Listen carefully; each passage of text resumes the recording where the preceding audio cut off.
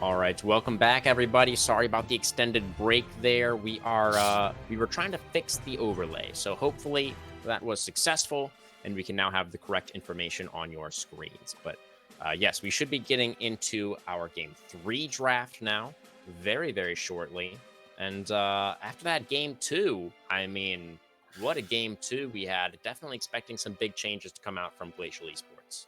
Yeah, for sure, for sure. And actually, if we're tuning in right now, we do have a couple bans coming through. Right now, we have the Lucian being banned there from CGS, which is no shocker. GEB electing to ban that Olaf, so nothing too surprising here from both teams right now. It seems like basically the same bans from before for CGS, and I imagine they're going to round that out with the Shen ban as well. So should be the same three for them. Game 2 seemed to work out really well when that Shen wasn't on the table, so see what CGS decided to do on blue side.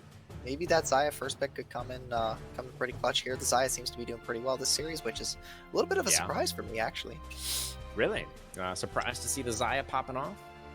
I know that the Xayah is really strong right now with the Storm Razor, so I'm not entirely super surprised, but the priority I figured for sure would be on Lucian, which is banned. So in this case, that's off the table, and Kog'Maw was picked out. Felios, I know, is doing really, really well in the current meta as well. Varus, we saw that last week. There's a few other champions as well, but yeah, it's really interesting to see the Xayah coming in, and it makes a lot of sense. Glacial Esports Black, they like to play a lot of these team fight comps, and if they're not able to pick off the AD carry from the opposing team, then they could have a lot of trouble come more extended trades. So the Xayah right now, a really safe pick, and that will be the blind for CGS. Yeah, and you also did mention that the Xayah is a pretty big comfort pick for yeah, that's right, for Disrespectful down there in that bot lane. So that makes a good amount of sense as well that we would see that come through once again. Obviously had a fantastic performance on it in game number 2. And now the Ahri looking to be taken away by Kite Azur. Had obviously a very tough time into the Ahri in that last game, and now will be trying his own hand at it. Yeah, for sure. And the early pick Ahri does leave the champion open to a couple counter picks. I'm not entirely sure if Animal does play these champions, but the Vigar tends to do pretty well. Lissandra as well does really well into the Ahri, so with a blind pick champion like that, she can't get punished. We'll see what CGS decide to do here, but GEB looking to round out the next pick with a Rakan. Do you think they just go right back to it? I think they do, yeah. I think you probably do want to deny the Xayah Rakan pairing from going over to Cosa Gamers, so I do think it makes a lot of sense. Is it Taric being picked up again this time? Is it Taric? Yeah. I mean, yeah. I mean, we know right? that Lion Eyes can play it. Played it really well. Yeah, and you know, Ahri Rakan, that's obviously a lot of dive that's going to be coming through from Glacial Esports, so the Taric feels like it could be a powerful pick again in this situation. I mean, it worked really well for them in Game 2 and Game 3. Maybe they could pull it off again here, and we're going to see it. Now, there it is. We're going to have to see how this level 1 ends up playing out. Remember, they were strong-sided right away. Right away, they had the opportunities. Silva had to burn his flash immediately, too, so that lane state was pretty staggered right off the start. But there's no doubt the Xayah Taric absolutely popped off, and again, that Rakan blind, arguably being punished by the Taric pick, but we'll see how both supports end up piloting these champs, and that'll make the final decision, and we will get the Orianna, actually. Okay. Into the Ahri. I mean, I guess that is technically a counter pick for the side of Cosa Gamers for for Animal there in the mid lane. Do you know much about the Orianna Ahri matchup, Turk?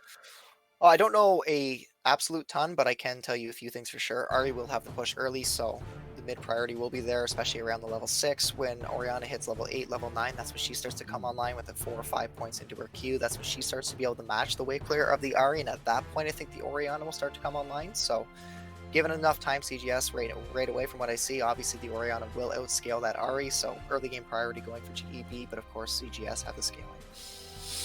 Definitely. You know, with the Xayah as well, they're going to have some really, really powerful team fighting, but same can be said on the other side here with Rakan and with Ornn. Sure. It's an incredible amount of engage.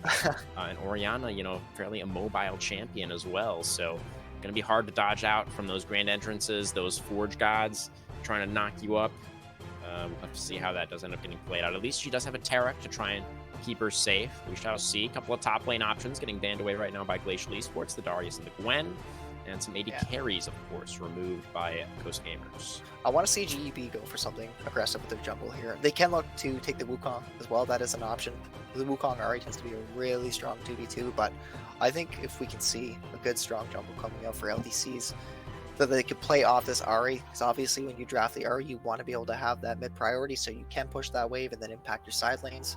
So the jungle pick I think is going to be very important here, and we're actually going to get the R4 Jhin, which is a pretty spicy pick. You don't see the Jhin too often, but obviously with 13.10, the option to be able to build the Storm Razors is there, and you could look for an IE as well if you want, but there's a bunch of builds going on right now, and I'm going to do a little more digging while I can. Go ahead, carry it away. Absolutely, absolutely. Yeah, the Jhin does seem like a pretty powerful pick right now. He is maybe a little bit unorthodox, especially in terms of pairing with the Rakan. You know, it can be difficult for the Jhin to follow up on those sorts of explosive engages, but definitely I don't think we're terribly surprised to see the Jhin locked in. Should give at least some early laning pressure, I think, down there, and does, of course, have the long-range follow-up as well in the team fights. One thing that I do think is very interesting is the fact that LDCs has gotten that R5 counter pick both times that Glacial Esports has been on red side, so clearly putting a lot of value in that. And that's a Zach Rengar for Cosa Gamers on the 4-5. My goodness, the spice continues.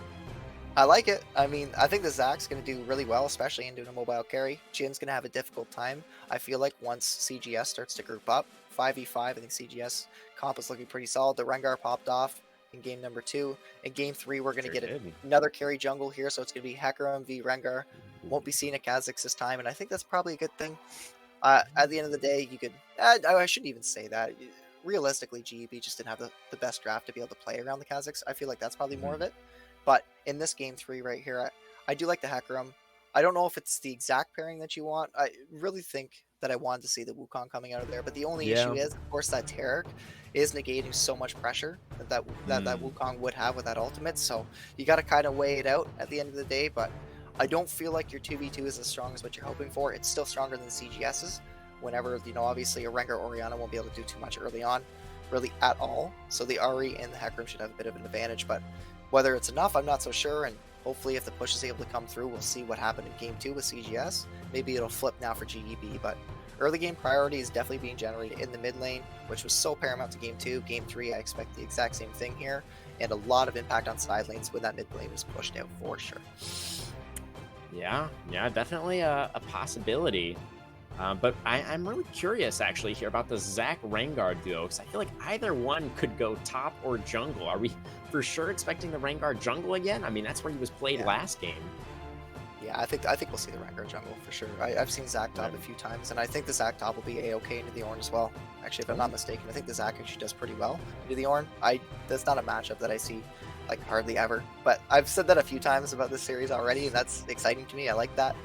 I wish I knew a bit more about these like unique picks and like kind of these pocket picks rather, but I still think the Zach is really good at the end of the day too, because you have, again, Jhin, the mobile ADC. It's going to be really difficult for him to be able to survive any sort of fight, especially when you have Shockwave layered on with that Zach or with that Rengar. The ball delivery system is definitely there for CGS, and equally on the side for them as well. It's very difficult to be able to dive into the backline and get kills. If you're GEB right now, you've drafted, again, with your team's identity, which is really front to back here, right? LDCs is on a carry jungle that he's able to farm no matter what. He's going to get the leads because he has extremely efficient pathing.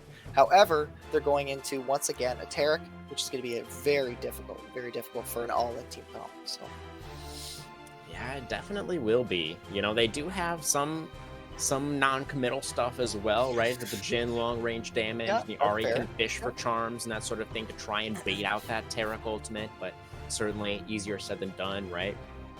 And there is some explosive engage on the other side as well, particularly from that Zac. So you kind of have to be careful. If you're trying to skirt around to the edge of a fight, you could expose yourself to getting engaged on. So that is definitely a worry for the side of Glacial Esports. But, you know, really focusing on this Hecarim pick, this R5 pick for just a second, Turk, I am curious to see what kind of build he goes for. You know, the lethality horse, obviously extremely popular in solo queue, but I feel like in these coordinated 5v5s, it's a little bit more common to see the Hecarim go Conqueror and actually build a little bit of a tankier approach. Yeah, maybe you'll see something like, was it Radiant Virtue, I believe, is the healing item. That was something that was picked with Hecarim a while ago. Sunderer, I feel like, is maybe a little bit more likely. I think you could go Radiant Virtue, but I don't know if that's something that I've seen too much. Maybe. I've seen it a fair amount of times. Sure. Maybe they won't. I figured I should just mention it just in case anyways. But you are right, the Divine Thunderer could be an option here. Taking one more look at the team comp there. I mean, there's enough tanks where a Divine Thunderer could probably be worth it. It's a decent front line. So you can make a good argument there, but equally you could still go for the lethality build. The Yeoman's Ghostblade is doing extremely well. That item just seems to be really strong right now. And Yeah. so I wouldn't be surprised to see that probably like Yomu's into like Manamune or something like that. Along Yeah, those yeah, lines. that would be, I think, the lethality build, but it feels like it would be a little bit dangerous into Tarek Zaya. Like, if you fully Yeah. commit, you try and burst out these targets, and then they just are invulnerable and don't die, and Hecarim has, like, used his ghost and his R already. Like, that can be pretty difficult. I mean, you raise some good counterpoints. It's hard to argue. It really is. League, it's difficult. There's so many gray areas in League where you just don't know at the end of the day. But it's These the are some really really fun drafts, right? oh There's yeah, kind they're of super there's a exciting. lot to consider here. Yeah, there's a ton for sure, and very unique. Yeah, very unique champions that we're getting to see. So this is now the second Tarot game that I've been able to cast for, which is awesome. I like that champion a lot. I think he's going to get a lot of good value here, and I think that's a unique pick that I just never expected being so high priority in this series, but it's turned out to be really, really important. And obviously, layer that with the Zaya, so the safety with bot lane, it feels like it's there. Mid lane for CGS, they want to be able to get up to that level 8, that level 9 mark with that Orianna. If they could do that, then I think they're in the clear for that. You could almost make the argument with Zac as well. He wants those levels, level 8, level 9. That's when he has 4 or 5 points into that slingshot. That's where you can start to make a lot of plays happen. So vision control will be really important. Getting through the early game for CGS is even more important. And really the onus this time is on GEB to make some things happen early game. Definitely, definitely. And, you know, they do have some tools to try and make that happen. They have their hands on the Ari this time around in that mid lane. They have the Hecarim. You know, you already mentioned it's not necessarily the strongest in terms of the 2v2, but definitely a couple of champions that can play aggressively early on. So I could see something come out there. At least Glacial Esports, you know, big difference from their composition that they had in that previous game was that they do have some early game options this time around, right? It was what we really wanted to see from them, and it does feel like they do have that this time around. But overall, Turk, what do you think about these compositions? Who does either team have an edge? Do you feel like they're actually just pretty even in terms of the draft? So where are you leaning right now?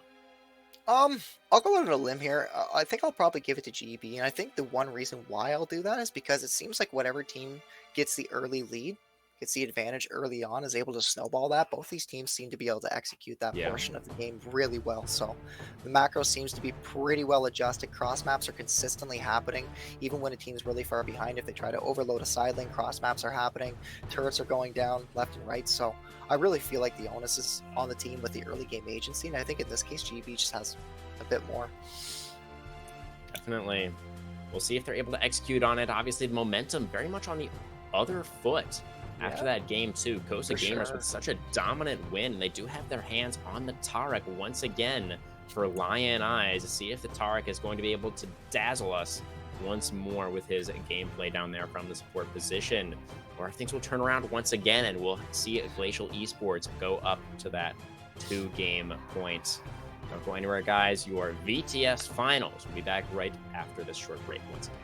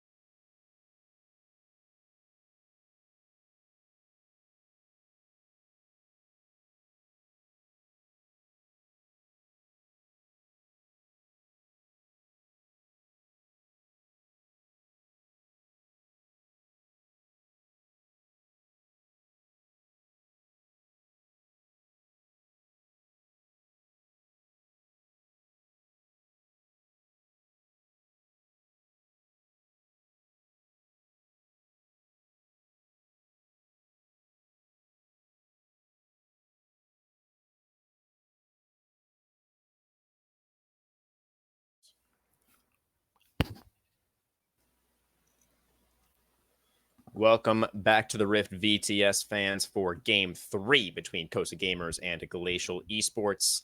Cosa Gamers, of course, on the blue side, as you can clearly see with our lovely overlay, and Glacial Esports on the red, treacherously going in early Wow. on here onto LDC's Hecarim, taking a bunch of damage, ward dropped Oh, the as well ghost. onto that red buff, and as you say, LDC is forced to use the ghost very early to get away from that Rengar. Now Kite Azur is a little bit pinned in the mid lane, will be able to get away without using any summoner spells. But once again, the Cosa Gamers level 1 finding some advantages. Every game they've had a level 1 plan. Almost. Wow, that Yeah. almost stopped the back of Kaiser, and he's probably gonna have to TP back to lane. No, never mind. Never mind. I'm trolling. He should be able to walk. He should be fine. He actually started W2 for a bit of move speed, so should be okay. But Animal will be in lane first, and Sly Lego. Oh, the face check for Sly Lego. Grand entrance away from the Dazzle. Ghost popped there for It's gonna have to Disrespectful, be a wanting to flash. chase down her spurned Oh, lover. The double flash. double flash over the wall to follow Oh Sly no. Lego, not having that cooldown available on the W. He won't be able to get away. First blood over to the Rengar. Treacherously picks it up. Where have I seen this before, Crewman? Where have I seen this? Rengar Right is away, splitting we the get the map. Ooh, I'm we, not sure. I don't know. we get the exact same game state. This time LDC's is going to be able to clear one of those camps as he passes towards topside. He will net level 2 there, so it won't be the end of the world for him. But again, yeah, this map has now been split, right? We see bot side for CGS once again strong sided this whole time here. So treacherously, he's going to clear back towards his bot side camps, of course, and Silva and Sly Lego need to respect this so much once again. Yeah, they're maybe if they can play a little bit more respectfully towards disrespectful this time around, then they won't fall as far behind. It won't be quite as devastating. Oh, sidestep there on the Dazzle. Sly Lego going in with the grand entrance, does set up for the fourth shot. But level 2, of course, coming through there for the Oh, Zaya. Leoto. Oh, that's martial arts extremely low in this top side. Does have the Zac No. passive, but will have to use it so early. Definitely not ideal for the Zac. I don't think Leoto has the damage to actually finish him off here. I could be wrong. The brittle Oh, auto, not quite enough. Yes, the Zac will be able to reconstitute himself, get back underneath the turret, but that is a nice counterpunch for Glacial Esports in the top lane. Leoto on his trusty Ornn, able to make something happen. looks like both junglers are going to meet towards this top side here. Treacherously Hmm. should spot LDC's any second. Yeah, the Rengar looking to deny the cross map, going buff, buff, actually buff Gromp, and then his own red buff, and now towards his own blue. The Ornn has rotated down here to try and defend. Zac also in the area, but just saw the passive already having to be used for martial arts. It's a 3v3 in this topside jungle. Oh Elastic no. slingshot going in, but no, he just gets popped. Martial arts just got absolutely popped, and now treacherously is in a little bit of a tough Oh, spot. Leoto Leoto? flashing away will survive, and the Rengar gets taken down 2-1 now. Glacial Esports starting to pull ahead a little bit. Animal No way. over the wall looking for it. Can't find the last auto attack though, and Kite Azur gets the damage on the Orb of Deception. Needed one more auto to finish off the Orianna and won't quite be able to find it. Now Martial Arts has teleported back as full HP on the Zac. Kite Azur is trying to kite this one out. Oh, Slingshot. that Oh, he gets charm. charmed out of it. Really clean from the Ari there to keep herself safe. And Kaiser has that flash too, so just the patience knowing he can land that charm. He has the mana to be able to do it. Cancels the sack jump, walks away with his flash, and yeah, early game. We like to see it. That Ari paying off a lot, being able to play for that 3v3 top side there. End up getting LDCs that much more ahead after this late game, after this late invade, excuse me. But right now, top for Leoto, going good once again, the weak side warrior. Yeah, he is pretty solid up there. He's rock solid, in fact, even though he's not playing Malphite. It does feel pretty good for that top side of Glacial Esports. They can always rely on Leoto to be a rock for them up there of some sort. You know, Ornn is pretty comfortable with rocks as a smithy, right? They work with all kinds of rocks and metal pretty regularly. This is true. Lots of metal. Should be pretty safe. Lion Eyes does have the flash, but yeah, not too surprising there. And Yeah, Silva and Sly Lego have been able to keep themselves much more safe this time around, at least through the first 5 minutes. Only giving up that one death at level 1 on the Rakan. yeah, they've done a great job being able to ward too. The vision that they have bot side is it's there. That's exactly what they need, and they spot treacherously pretty much the whole time there. And Treacherous, he just doesn't really have much to farm besides his Gromp, and he might just end up pathing towards there, or maybe he heads down towards bot side. But the thing is, he will be spotted. Mm. Yeah, Yeah, he will indeed. The Jin and the Rakan will be wise to the Rengar's maneuverings around this bottom lane. He's trying to be sneaky. He's thinking, oh, maybe there's just a ward in the river. Maybe that's how they spotted me last time. No, treacherously, there are wards everywhere as the Dazzle will connect onto Sly Lego, but he is Rakan. So he's going to be able to dash back towards safety. and crucially too, GEB buying some time as well. Treacherously being spotted allows LDCs to walk up towards his top side, and look at the Mm. CS difference already coming in from that Hecarim. Yeah, Hecarim is a champion that's so good at getting that power farming down, that power clearing, trying to find himself that individual advantage. And glad that you pointed that out. Yeah, that is a huge It's CS lead, 5 literally camps. double That's the 5 camps. CS of Rengar at this point in the game. Yeah, that is massive. Yeah, that's absolutely insane, and this is exactly what LDCs. Oh, treacherously, Treacherously almost. flashing for the root there, but not going to land the bullet Oh, strike. The Dazzle is decent, but it's not enough to keep the Rengar alive. Treacherously is going to go down at the start of this fight. Animal has rotated over on the uh-oh. Orianna, but here comes the Hecarim. LDC is not level 6 yet. Will get pulled back by the Shockwave, but the collapse coming through from the rest of Glacial Esports is too much. They will get a kill onto the Hecarim for the side of Cosa Gamers, but that is all that they will find in this skirmish. It is 3, I believe 4 for 1, actually, in favor of Glacial Esports. And it's starting right now. The early game tempo, the early game team comps that Mm, these players are able to play around. The Ari especially too. You could see it. Kaitazur is playing exceptionally well. The charms are connecting. I mean, at this point right now, both carries for GEB are looking super solid. They've been able to play around the early game pick with that Ari exceptionally well. LDC is ahead as much as he needs to be, and called the Leota's looking for Forge more. God in the top lane. Animal going to get knocked up, Oh, channeling the Elastic Slingshot, but he's not able to channel it quick enough. And Leoto just bonks him over the head, gets the solo bolo in that top side. Rengar is just level 4. He's 3 levels down on this Ornn right now. Even if he goes in, I don't think he's going to be able to find anything. He's got his support roaming up. So that's what we are waiting for. Lion Eyes on the way. Also level 4. Will 2 level 4s be enough to take down the level 7? I think it's pretty likely Leoto not going to be able to get away. He puts down some CC. That's all he's able to get done. He mostly was able to shove in the minion wave as well. But at least that is something back now for the side of the Cosa Gamers. that's right. But as all good teams do, the cross map comes in right now, and Mm, LDC is able to grab that dragon. Right now, he's at level 6, effectively 2 levels ahead of Treacherously as he just hit that 5 right now, and he's yeah. going to end up clearing all of his bot side too. So, Wow. yep, this Rengar is Oh, extremely homeless right now. LDC's is popping off. yeah. The kitty cat at the shelter needing somebody to come by and pick him up. The Rengar is just not cute enough, I guess, to be adopted just yet. As Curtain being called in this bottom lane. Zaya has the Featherstorm, might have to use it to stay alive underneath that turret, but LDCs has found that kitty cat and will be adopting him. Will just put him very securely into that death chamber for now as Kaitazur kiting forward. Already used the charm, though, not able to get any additional lockdown onto the Orianna. But wow, LDC's just living Oh, that inside his charm. opponent's jungle. The flash charm, the true damage on the Orb of Deception. Kaitazur having a phenomenal performance on this Ari.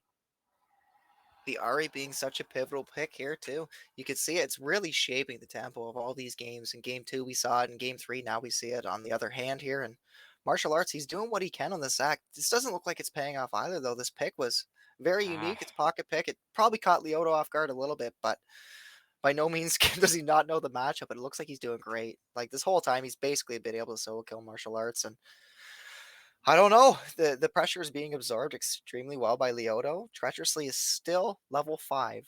LDC's is level 8 at this point. Like the CS lead, the gold lead, everything right now is just it's so promising for GEB, and oh yeah, we both know that when a team of this caliber is able to get ahead the way that they do, the game can look very dire for the opposite side. absolutely. We have double the CS for both top and jungle individually, massively ahead of their opposite number. And so far tonight in this match, we've seen 2 out of 2 early games transitioned into victories and also both wins on red side. And looking like those patterns may be repeating themselves here in this third game. Yeah, and the priority Ari pick, the R1 coming in here clutch for GEB, and They're doing a great job with this Rakan here in game number 3, making the adjustments that they need, and LDCs is Here here. comes LDCs looking for a play in the bottom lane. The Taric ultimate will be committed. The Brilliance does come down, keeps Disrespectful alive for now, and they stymie the engage of LDCs. They managed to take down the horse, but what is this? It's Leoto who's teleported into the play because, of course, he has. It's the Leoto specialty. And then the Deadly Flourish to lock down the support. Lion Eyes will get taken down by the 4th shot. Silva goes on a killing spree, and right as it was looking like Cosa Gamers may have found an angle, Leoto slams the door in their face. And I really think at this point too, right, the set play coming in the side of from the side of Cosa Gamer Squad there from level 1, it looked like it was so promising. Once again, they get the outcome that they're hoping for, but unfortunately, when they play for that top side, that 3v3, they're just not strong enough at that point. Martial Arts already had his passive popped, and things just really seem to snowball from there. Kaiser's looking to play for this. Could be caught out. No ultimate. Yeah, no Spirit Rush, as you say, for the Ari. Not going to be quite enough movement speed. The Hecarim devastating charge onto Treacherously to try and create some Oh, the space for the mid stun. laner, but not going to work out. The huge shutdown goes over to the Rengar. Now maybe LDC is in trouble. Onside of Shadows forward, actually, but Rengar flashes Oh, the away, stun. manages to keep himself safe for now. The double stun from Lion Eyes to get the lockdown onto the Hecarim. Curtain called, but I don't know if it's going to be really enough. And the lockdown onto the No support now as way. well. Sly Lego not going to be able to escape. And it's huge for the Cosa Gamers in the mid lane. They get 3 kills, including a couple of shutdowns.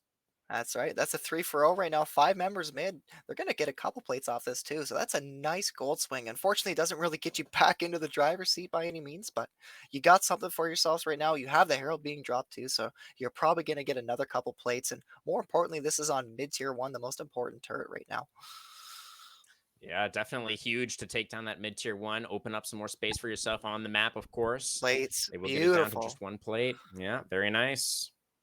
Being able to find that. Normally, you end up overloading a side lane, but in this case, they overload mid. They're able to get the kills that they do, as each member from Glacial Esports basically funnels in one by one, and it's a good Uh-huh. execution. I like to see what Sly Lego's doing right now. He's pushing up to get the deep vision while he can. He knows that the enemy's, of course, on their reset right now, and treacherously, he's able to catch up a little bit on XP there too. Now level 7 to LDC's level 8. He was 3 levels behind at one point. Yeah, absolutely. But able to catch up very nicely has been this Rengar. Obviously, still down pretty significantly in CS, 60 to 96 right now. Hecarim's continuing to power farm even after that death, but the Rengar staying Cheeky. in this one, has the Ghost Blade completed, so he's got some damage. He definitely does, and if the stars align for sure, they need the ultimates on both of their bot laners. Goes a Gamer Squad 100%. I think if they have that, they could buy enough time to be able to turn the fight. We'll have to see. It's definitely wise for them right now just to consider conceding this dragon and play more towards topside. I like that as both teams push out that mid wave. They now have the opportunity to roam. Obviously, we see Cosa Gamer Squad playing towards the top side. 3 plates remain on that turret, so it might take them a little bit longer to take that down. Kaiser is going to net the first turret for his time, and the second dragon is going to go over for Glacial Esports too. Yeah, absolutely. So starting to stack up those dragons is obviously very important as well. And a Hextech soul this game for us, Turk, is our first Hextech soul of the night, I believe. Yeah, Glacial Esports is happy to see that, and this is a really nice rotation by them too. Actually, catching the fact that Cosa Gamer Squad look to play up towards topside as much as they do. They send 3 members, nobody's there to clear that mid wave, and that's a second turret now. So Glacial Esports is looking very good at this point. Built up this gold lead to about 5K now. Yeah, Turret plates. a slight falter a couple minutes ago, but that hasn't Right. slowed them down by any means. Here comes Call the Forge God looking for a dive onto this Oriana. There's no minion wave, but it might not matter. Sly Lego will go down to that last turret shot, but they do somewhat execute on the dive. It is a 1-for-1 Oh overall, but getting no. the kill onto the mid laner is good. Kaitazura in this top lane, just forced to go back in. Really just knew that there was no getting away from that situation. We'll be able to trade, though, back onto Disrespectful. So 2 1-for-1s on opposite sides of the map as the Zac trying to bounce around in this bottom lane, but might be bouncing into the Death Chamber, has to flash away to keep himself alive. He does, and fortunately, he'll be able to live. Lots of pressure being applied there by LDCs in the bot side, as we can say the same there for Treacherously in the top. Doesn't look like any objective bounties are going to be claimed here from CGS at this point. And when you see the objective bounties, you're down a lot. You were very aware of that before, and even through that mid, when you're able to make that play, get that nice 3 for 0, 4 plates in mid, you're still down quite a bit at this point. And really, Yeah. I think it's okay for you to concede a couple neutrals if you have to give up soul point. It's totally fine. At this Even point right now, Hextech the Soul? Oriana. It's tricky. It's tricky. You're not very strong at this point. Oriana doesn't have an item. You need that level 1 Yeah. item at the very least. Oriana has the levels, but the goal just isn't quite there. It's tricky. We'll have to see exactly the item timings here for this 3rd dragon. Of course, they still have 3 minutes, so I suppose the mythic should No. be coming in there for animal. But There it that is. doesn't First change the item. fact. Yep, that doesn't change the fact of Kaitazur. He's basically unstoppable at this point in the Zari. Nobody's really going to be able to deal with Mm, him, and LDCs too. I mean, 124 farm, like he's doing yeah, great. So Glacial they Esports, are. 100% in this driver's seat, and another Absolutely. nice Very much charm. in control right now. Charm lands. That is the flash away to avoid the knockup. Lion Eye is forced to use that summoner spell. Yeah, nobody mid lane right now for Glacial Esports, so they're gonna have to get there. I don't know if Disrespectful is able to get this turret here, but he might push up for it. Take that objective bounty. He probably trades his life though. Ooh, he will be able to get the objective bounty, but the charm will land. Disrespectful going up into the air with the feather storm. Here Oh, the comes the root. Tarek. Does have or doesn't quite have the ultimate just yet, but it doesn't matter as LDCs is surrounded. It has no way out, and it was actually the Cosa gamers that brought more members to that party. Yeah, Lion Eyes Tarek unfortunately getting the kill there, but no harm done, no foul. You needed that at some point, and it's great to be able to see that you get that kill on LDCs.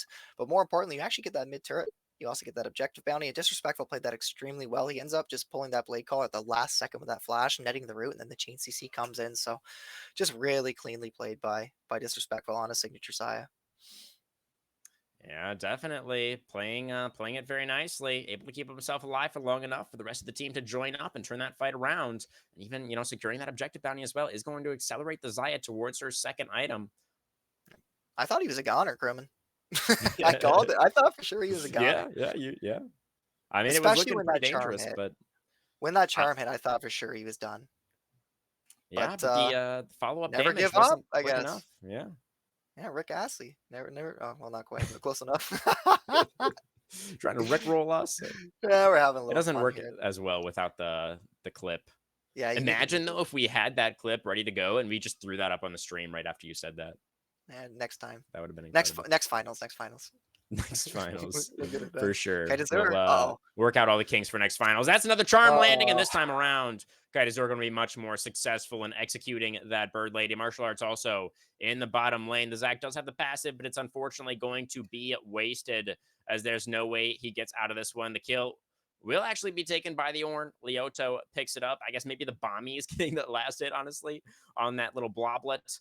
But the Hecarim will now summon Shirley into the bottom lane. Do they manage to take down the turret in time? They do. They they conserve the do. health bar of Shirley. They're going to get the charge now into the tier 2. And this is looking eerily similar, honestly, right now, Turk, to that previous game. But obviously, the shoe on the other foot this time around, as at least the tier 3 will not fall just yet. I mean, I think right now, if you're both teams, you're really thinking about how you want to adapt for game 4. Because at this point, you could probably assume the game's going to be closed out by Glacial Esports. They should be able to kind of clean this. Really, all they need to do is cross their T's and dot their I's at this point, it feels like. And Mm-hmm. I know that these guys can pull it off, but it makes you wonder what's going to happen for game 4. I really believe Ari that it's the early game.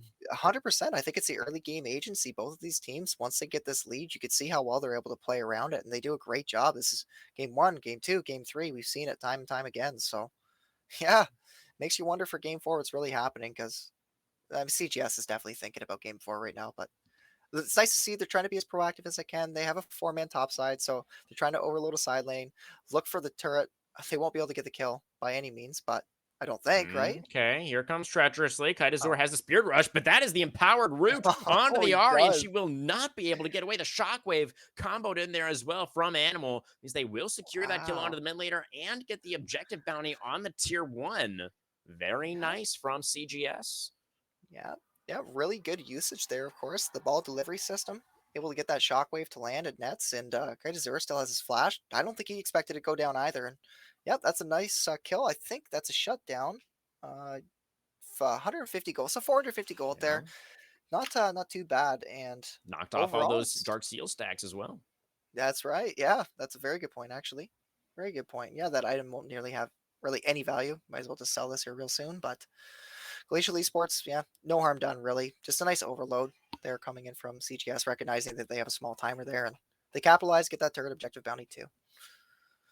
Yeah, definitely feeling really good about that play at least. But still some Odd work to place be to done if they reset. want to try and Come back into this game. Yeah, Sly Lego a little bit caught out here. Grand entrance to try and get away. Does have his Jin somewhat in the area to try and battle dance. The Dazzle will connect though. But yes, he will be able to battle dance out. Mhm. And right now we see the posturing beginning here for CGS. She's doing a pretty good job of being able to get some vision towards the top side. Because really at this point, Mm, oh, we actually have a Rengar TP coming in hunting. here. Hecarim calling for that TP to keep himself safe, wanting to make sure he doesn't get jumped on and burst out. We know the power of the Rengar Oriana duo. We've seen it just recently. You see Glacial Esports, they still respect this team comp. They recognize that the Rengar can make a lot of plays happen, and the TP coming in from Leoto shows you 100% they still respect CGS. They know that there's still windows for them to be able to get back into this, and you like to see that. It's conservative. Unfortunately, they blew the TP, so that's just good heads up play by CGS, I suppose. Maybe a bit of an overreaction on the side of GEB, but nevertheless, that's the end result. And right now, this is exactly what we want to see GEB looking for Prio. Yeah, Sly Lego really By caught Lego, out here. though, Has the quickness of trying to wait, but the Shockwave's going to finish him off. LDC's now also surrounded. Has the blast going to try and get to safety. Onslaught of Shadows as well. Hecarim will be able to survive for now. Looks like the disengage is going to be good from Glacial Esports. They lose their support, though. Another pick. Another little bit of gold's going over to Coast oh, Gamers. This is ambitious, though. this is very ambitious. And I mean, I like It's it. They're only they're forcing it, but they need to turn. I don't think they can finish. Definitely. Yeah. They have the man advantage for the team fight. They can look for that. As the flash charm not going to land from Kaitazuri. Here comes martial arts, the slingshot into the team, but Leoto doing a great job of frontlining for now. But Rengar No did manage way. to get onto the Jin. He shuts down Silva. He's No going to be able to way. jump onto the Ari as well. It's a double for treacherously on the Rengar, and the turn was clean from Cosa Leoto, Gamers. Back now on towards the Leoto has no Baron. Still TP. have LDCs waiting in the wings, but he has no Okay, he ultimate. stays. Just a smite and a dream for the Hecarim, and I don't think he's going to go for it. He was Hecarim thinking no about ult going for either. it, but no, There's he has a the blast blast cone there plant, as maybe. well. Maybe. Is he? The ward has expired in the pit, so he Great doesn't job from know the CGS. HP on the Baron anymore. He's not going to go for it. The Baron secured by the Cosa Gamers at 22 minutes after being in such a desperate position coming out of the early game, Turk. A highway robbery. They pull that off, netting a kill. And unfortunately, that comes off the back of Sly Lego getting picked without the mid priority. You need to get that mid wave pushed. Top wave, you even had the option to push those lanes, but you end up walking the enemy jungle. You don't see where everybody is. And the Oriana Shockwave comes in, nets that kill. And after that, yeah, it feels like GB are in scrambles. They're trying to be able to deal with that Baron. And we both agreed it was ambitious, but CGS played it exactly like how they need to. They can't finish, they need to turn. They did a great job being able to execute the flash charm, didn't connect from Kaitazura. And this game state right now changed pretty quickly. Gold's basically even. Yeah, we are against all odds, looking at a pretty even game here. Certainly a departure what we're seeing here from the first two games of the night, as the Cosa Gamers have come back in a big way in this third game, really fighting back well, but far from over, of course. Still a lot of Yeah. League of Legends, it seems, to be played here on Summoner's Rift in game 3. See how much they're going to be able to get done with this Baron. They've got about 2 minutes left on that duration right now. Charm over the wall, onto the Zac, but the entire team is here Silva? for Cosa Gamers. Right onto the Jin, and the Rengar just one-shots him. Silva didn't even get a chance to flash, and here, just keeping our eyes on Treachery in this fight. He's invulnerable right now. He's completely untouchable on the Rengar. He gets the other carry as well. Treacherously just ripping him apart. The Shockwave, it's a triple kill for the Rengar, and there goes the Rakan as well. The Hecarim, the last one standing, No but not for long, way. as the quadra kill, I believe, comes through there on the Rengar treacherously. Absolutely just leaping all over the place in that team fight.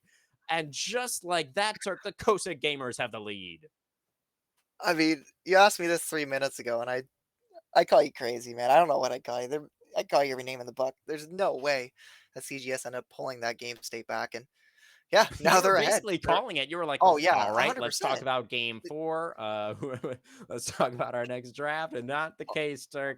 We are I don't still think I was playing. yeah, I don't think I was stretching out on a limb by any means. I feel like that was a pretty rational thought process, but CGS obviously didn't. And kudos to them. I mean, after one pick on Sly Lego, they're able to make all this happen, and the game stays crazy. In my eyes, you cheeky little bugger. I Yeah. mean, respect. There you go. You got the blue buff too. So, CGS, yeah, they are 100% the driver's seat. More importantly, they deny that soul. Right, still soul point for GB. That's definitely a win con. But at this point, that buys them so much time right now in CGS. they can look just to set up towards these side lanes, play for these tier 2s, wait for this next Baron, play around that. Maybe they decide to focus on the Dragon, we'll see, but they're in a great state. This Orianna's beginning to outscale that's Ahri as well. Absolutely. And you know, considering how the night has gone so far, I definitely agree. I don't think you were really stretching in your assertion that this game was looking pretty done in favor of Glacial Esports. But that just means, you know, all the more props to Cosa Gamers for being able to turn that around, finding the angle, and really just punishing to the maximum when they had that opportunity. And now the Rengar is so fed, barely Rakan will be able to get away. Disrespectful up into the air. The Xayah in Oh trouble, but the no. feathers will get pulled back. The onslaught of shadows brings the Xayah actually, I think, out of range of that curtain call. Treacherously will survive. LDCs will not. Another kill going over to the Cosa Gamers. They don't have the Baron buff anymore, but they do have a couple of minion waves pushing right now. Oh, the Oh no. flash for the Q, the Leandri's burn, and the one more auto as well from Animal. 5v3 now on the Rift as they take down the supports. Lion Eyes landing, the Dazzle, and it's treacherously on the Rengar, flashing forward. The Ahri is going to burn down to the red buff. Oh my goodness, the Cosa Gamers just went from 0 to like 200. Like, At Treacherously was down least. like double the camps at one point. Yeah. Like LDC's had And martial such a arts. massive, like unbelievable. Like this is such a great It really showing here for is. CGS. Like this is very, very impressive here. And now they're the ones crossing their T's, dotting their I's, playing this properly, looking to play around tier 2s. Could be a bit of an overextension, but at this point, like the scaling in your team comps really come online. You could feel it. You really can. Yeah, the Orianna clearly packing quite a punch. At this point, Leota, the Rengar is four and a half items for Treacherously right now. He's just going to what one-shot is this this Hecarim. Look, damage? he's the Hecarim. He's just gone. He doesn't even get to ultimate barely. He's just, the health bar gets deleted.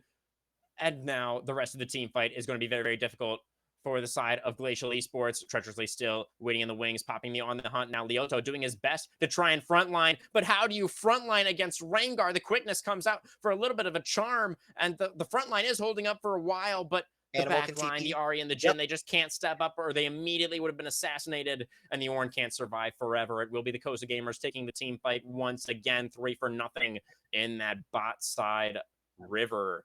Stall the And now pushing backs. forward. Look at Animal teleporting straight into the base. Already on the Nexus turrets is the Orianna. Destroyed the first one. It's only Ahri and Jhin alive as they try and reset, try and defend the base. Hecarim is respawning soon. So it looks like Coast Gamer's not going to be able to end here. But my word, Turk. Once they have a lead, this team just puts the foot goes all the way down. The cast pedal goes through the floor of the car, Turk. I mean, GEB played extremely well. Oh, Animal could be caught. Animal. No, probably not. He's fine. He's Is he okay. He's okay? even got his support there. No ultimate right now though for the Taric, but Rengar is here, They and need to that is reset. going to be more than enough, theoretically at least, to keep everybody safe. The onslaught of shadows though on the Orianna, who's separated, an Animal will get taken down. So a kill back over to Glacial Esports. Now they have a man advantage at the moment, and they are going to look now towards the Baron. Can they execute in this situation as cleanly as the Cosa Gamers did just a few short minutes ago? Look at where Rengar is, though. Treacherously does not Oh, they're care going for one the bit end. about this Baron. He wants that last Nexus turret. The Baron's down to about 50%. Martial Arts is going to jump in here. They're going to The try base is and buy exposed. some time for their junglers. The Taric ultimate is going to come down as well. The Zek creating a Lion lot of eyes. chaos here in this Baron bit. He's just jumping around. He's bouncing around all over the place. The Baron will go over, but the CGS. game will end as Treacherously and Disrespectful make their way onto the Nexus, and they destroy it at 29 minutes. The Cosa Gamers eyes on the prize, and they will have it. I do. I don't know how. I don't know how. I mean, I know how, kind of, but I don't know how. Like, What was I don't know. Rengar Gaming, man? Oh Oh, Costa my Gamer squads goodness. they have great mentals.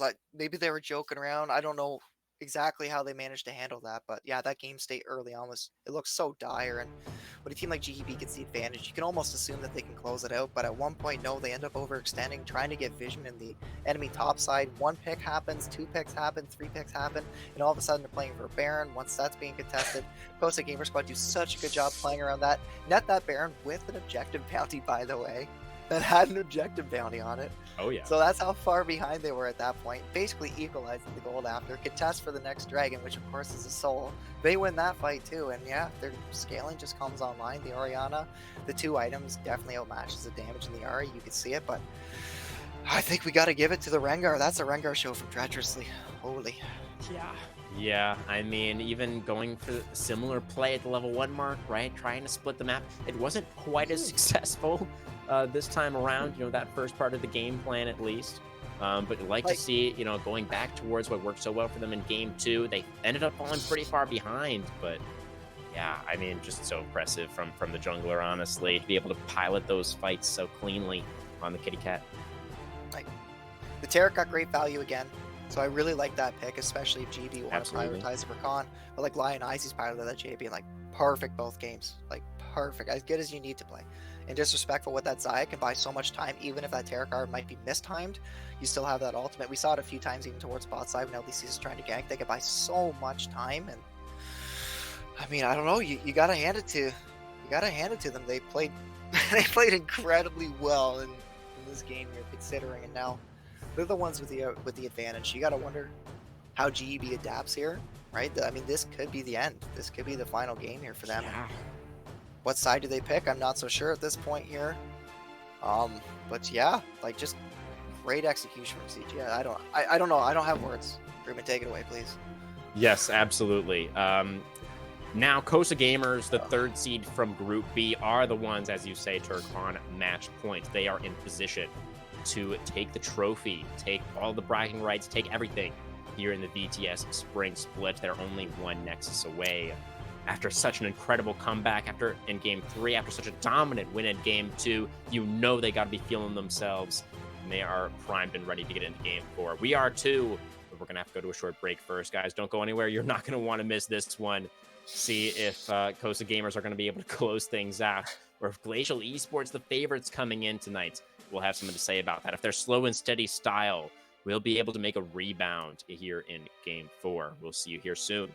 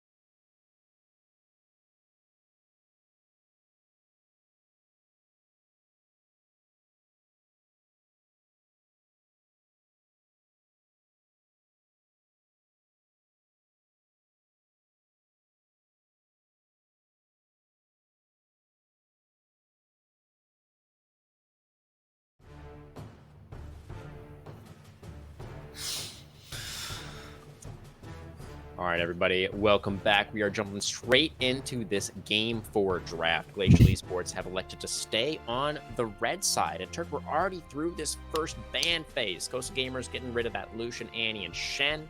Cannot let Glacial Esports get their hands on that Shen again, and Glacial Esports going to ban away the Olaf and the Tarek. The Tarek finally going to be making his way onto the bench for this fourth game. Yeah, so now I imagine we're probably going to see the same thing coming in from Slight Lego. If that Tarek's being banned, they probably want to put the priority on that Rakan. So CGS, maybe they'll just look to grab that Xayah. I couldn't imagine them wanting to give that up. Seems like it seems to be really the go-to AD carry. Yeah, it's we're so see good that. for treacherously, or disrespectful, excuse me. Yeah, so now we'll see, right? This is the adaptation that GB's decided to do, I believe. Yes, so they decided to stay on the same side. And effectively, yeah, they take that Tarek ban out. They probably end up picking up the Rakan now, obviously denying it away from Xayah as well. But yeah, we'll have to see what CGS decide to pick into that Rakan if GB grab that. So Melio is open now. I believe this is the first time all night that Melio has made it through the first ban phase. But the Rakan will be taken away, will be denied from the Xayah, but she's going to have that option of pairing up alongside the Melio for Cosa Gamers. Also, one other thing to note here, guys, is we do have a roster change for Cosa Gamers. We have Mud in the Rain subbing into the mid lane for Animal. Animal, despite having some really solid performances, you know, that Orianna in that previous game as well, I really felt was quite solid. I guess Mud in the Rain is going to be the call here for CGS. Yeah, it looks like we're going to see some more early game priority being called for GEB. Emilio is locked. Good call. And the Rengar, guess what? That wasn't banned. Instead they decided to ban the Tarek. So. Oh man, Turk. That is looking pretty scary for Cosa Gamers right now. That is, I feel like that's their draft nirvana. Like, that's everything that they want, right? Yeah, I completely agree here. GEB, if they want, they can actually run out with the Ornn, though. I think the Ornn should do pretty well into that Melio as well. Yep, so they're going to get that. So they pick the Rakan. The Rakan itself does pretty well into the Melio, but you layer that with an Ornn as well, where the Melio's inherently has to burn the flash pretty much every time that the Ornn horn's pulled, and now all of a sudden that Melio's going to have a harder time being able to position here in these fights, and of course you can't cleanse knockups. So. All right, so now some slight disparity between the picks here. For the Cosa Gamers, probably going to be looking to ban away 80 carries, try and pinch the pool a little bit for Silva, and on the other side for Glacial Esports, they can remove some top lane options, try and get rid of some things that Ornn would have a hard time playing into. The Gwen, of course, one of those options that's going to be removed.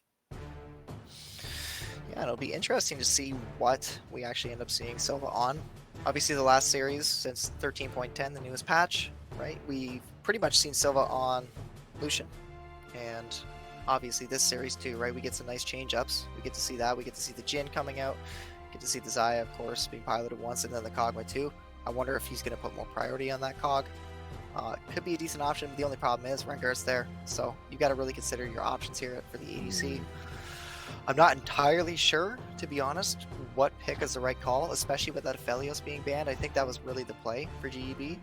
But obviously they need to be able to adapt here. Yeah, I think that's a great ban. The Aphelios does really well into Xayah. In Pro, usually what you'd end up seeing into the Xayah Rakan duo would be something like the Aphelios Thresh. So the Aphelios itself is a great ban. And we're actually, wow, that's really spicy. Yeah, that's I mean, that's Wombo group.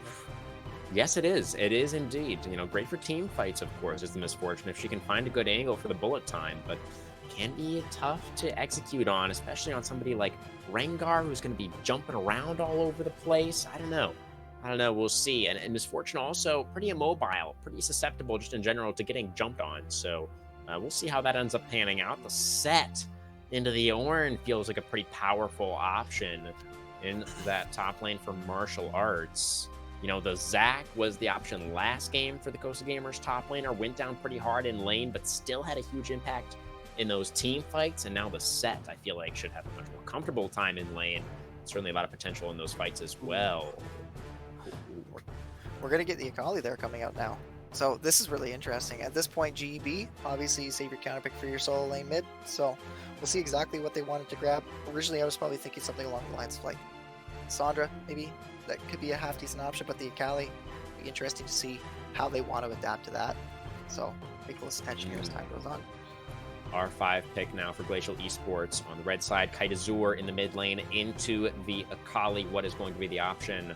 The Victor.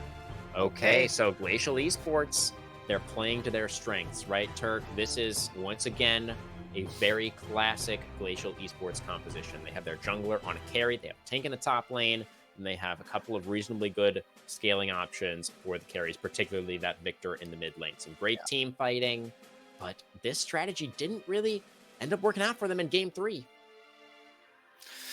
No, it didn't, and I almost want to say the same thing here for GEB this time.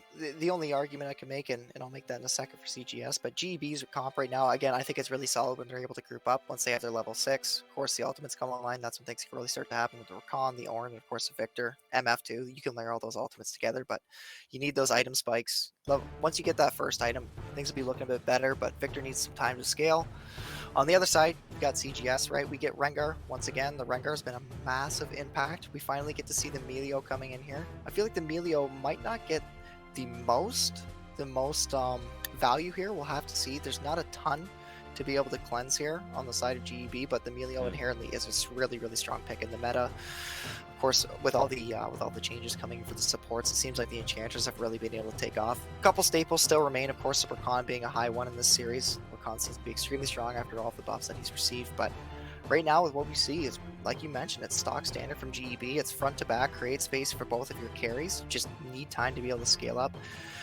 The CC for each lane, like you don't want to gank Leoto, you almost never do. You just leave him alone, let him do his thing. He's probably going to win lane for you anyways. He's just that good, right? But you look at your mid, your 2v2. Your 2v2 is stronger than CGS 2v2, but I think, but both 2v2s just aren't that strong. It's pretty difficult to be able to find kills, I feel like, on both of those mid laners until you at least have the level 6. And then bot lane, I feel like you can make the same argument. It's going to be difficult for Graves to be able to find anything. Of course, you want the Rakan knockup to be able to basically start that whole fight. So GEB, I feel like lacking a little bit of early game agency, but I think the good news for them is that CGS is doing the same. That is fair. Yeah, that is definitely fair. The Cosa gamers not really having too much in the way of early game options, but obviously last game's early game ended up going quite poorly for them, and it didn't end up mattering. So again, they're gonna have some tools here to find picks in the mid game, right, to potentially turn around, even if they are at a deficit. You know, staring down this heavy scaling team fight composition, we just saw them overcome that in the previous game. So it's looking like a very, you know, there are some key differences obviously, but I think there are a lot of similarities as well between these two drafts and compared to the ones that we just saw. For sure. One thing I also want to highlight too, CGS, their composition, it feels like a little bit all over the place, if I could be honest with you, but I think there's some potential with it. The one major thing that really sticks out to me though is that CGS lack like basically any sort of wave clear besides Xayah. So if they end up getting sieged down by GEB, it's going to be really difficult for them to be able to deal with. And yeah, with no inherent wave clear, being able to siege as GEB with a front-to-back team comp like this, when you have the Ornn to be able to pull trigger whenever you want, it seems like it's a really, really good angle for GEB. And the more I look at it, the more I really start to see that flaw with CGS. It's going to be difficult for them to get mid-priority if they're not ahead. Obviously, with the Victor, the MF, the wave clear that those two champions have, being able to do it from a distance, Graves as well, like, the wave priority should be going to GEB, and we know that when those guys have the push in mid, which actually game 3 was really the only time I've seen them falter on that, to be honest with you, when they ended up just kind of moving into the top side without the mid priority. I know these guys have that stuff dialed in. I feel like it's just a momentary lapse. So right now I feel like they've poised in a great spot to be able to take care of that. Their macro I feel like is pretty solid. GEB, I like their comp a lot more than CGS, but CGS to me looks like a lot of comfort and a lot of like individual counter picks. That's what I see. Yeah, I mean, I do think, to be fair, there's a lot of comfort on both sides, right? I think both teams got a lot of what they were looking for here in this game 4 draft. One thing that actually I was just noticing that I find really surprising, Turk, is where is Ahri in this game 4 draft? She completely slipped through. She's not banned or picked. You know, obviously she did lose in that game 3. She was on the side of Glacial Esports and was defeated, but she's been so powerful in both games 2 and 3 in that early into mid-game transition at building up these leads, and just really interesting to me that she is going to be foregone by both teams here in this 4th game. Yeah, it looks like both mid laners don't want to end up blind picking the R8. Maybe they feel like the champ pool from the enemy mid laner can deal with it pretty fine. Again, I mentioned it before. Vigar is an option. That's a decent counter. Lillisandra as well tend to do pretty well. So there's a Mm, couple champions that really stick out that can counter the RA. Maybe that's what was going through the minds of these players, or maybe they completely disregarded it, just wanted pure comfort for themselves. Like this is a do or die game for GB. They need to be able to yeah. come in clutch and they end up rounding out their team comp with Victor, which is a really solid just control mage. He's going to scale. He's going to get to the late game. Your team comp is going to come online. You just need to be able to buy some time, and you really need that 2-item spike on that Victor. Once you have that, you're looking pretty good, but the 3 items is really where you're at. And then, of course, the Ornn as time goes on, once you hit level 13, you start to come online. The Yoma's Ghostblade is a big power spike for the Graves. So couple things to take note of, just real quick. GEB don't spike all at the same time with their items, Mm, but I think that's a-okay. Victor himself should be able to kind of get through the lane. Pending any unforeseen circumstances with Akali. Akali's pretty weak early on, especially pre-6, so we'll see how mid lane really shakes up. I don't think a lot of attention will be put down there. right. It's actually tricky for me to kind of call out where both teams will be prioritizing this game, I feel. Like, GEB, if they want to Mm, focus on mid, they can do that because they do have that mid push, right? We can send that Victor towards one of those side lanes again, look to make some plays. Maybe bot side in this case, right? The Victor, if you're able to chain with the Rakan knock up, there's a lot of windows there where you could follow up and get some kills. But yeah, we'll have to see. I don't quite know where both teams are going to look to play around, if I could be honest with you. So it's yeah. interesting. I like to see that.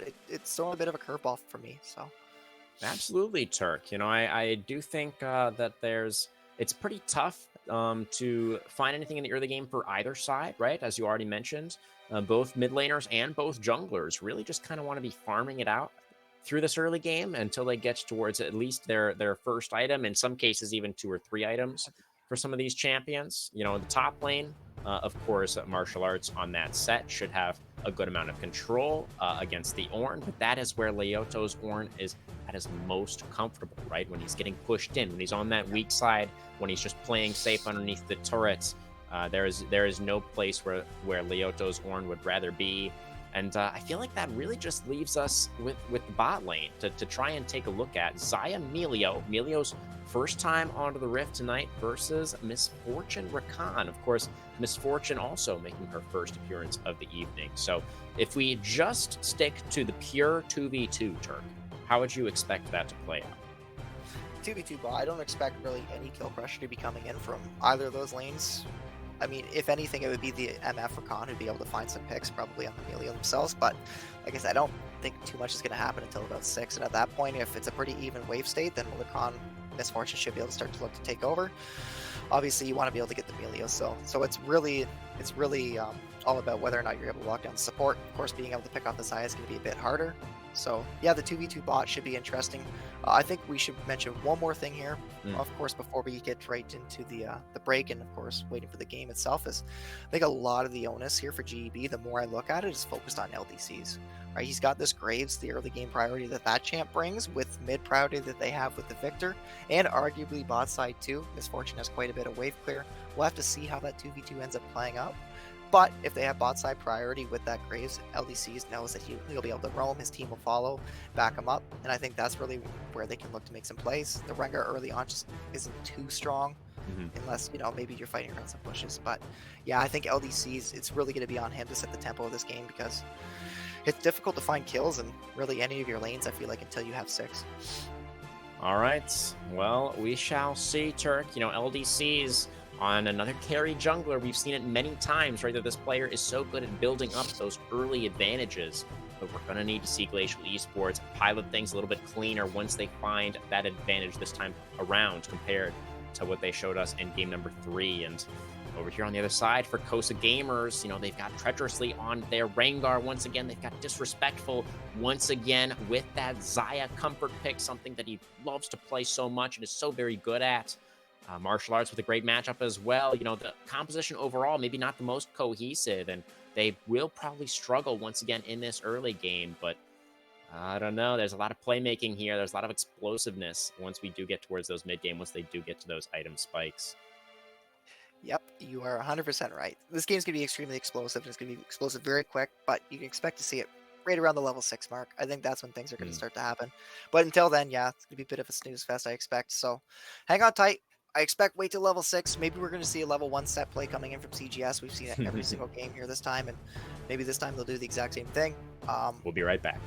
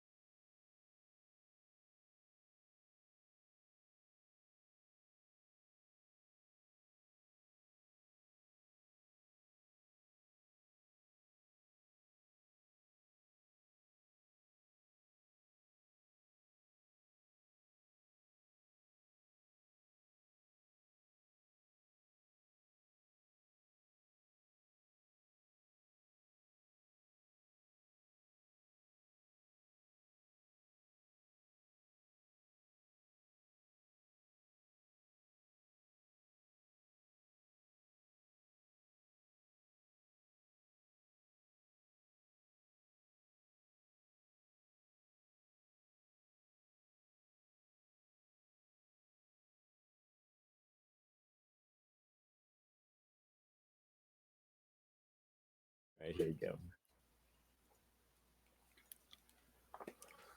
Welcome once more onto the Rift, my dear League of Legends fans, for Game 4 between Cosa Gamer Squad and Glacial Esports Black in this grand finals. Cosa Gamer Squad on match point, and once again, they're going for the level 1.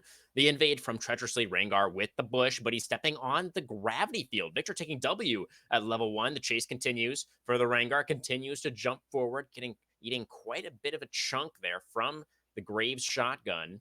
Now on their way out to the Cosa Gamers. Martial Arts, a couple more shots in the back.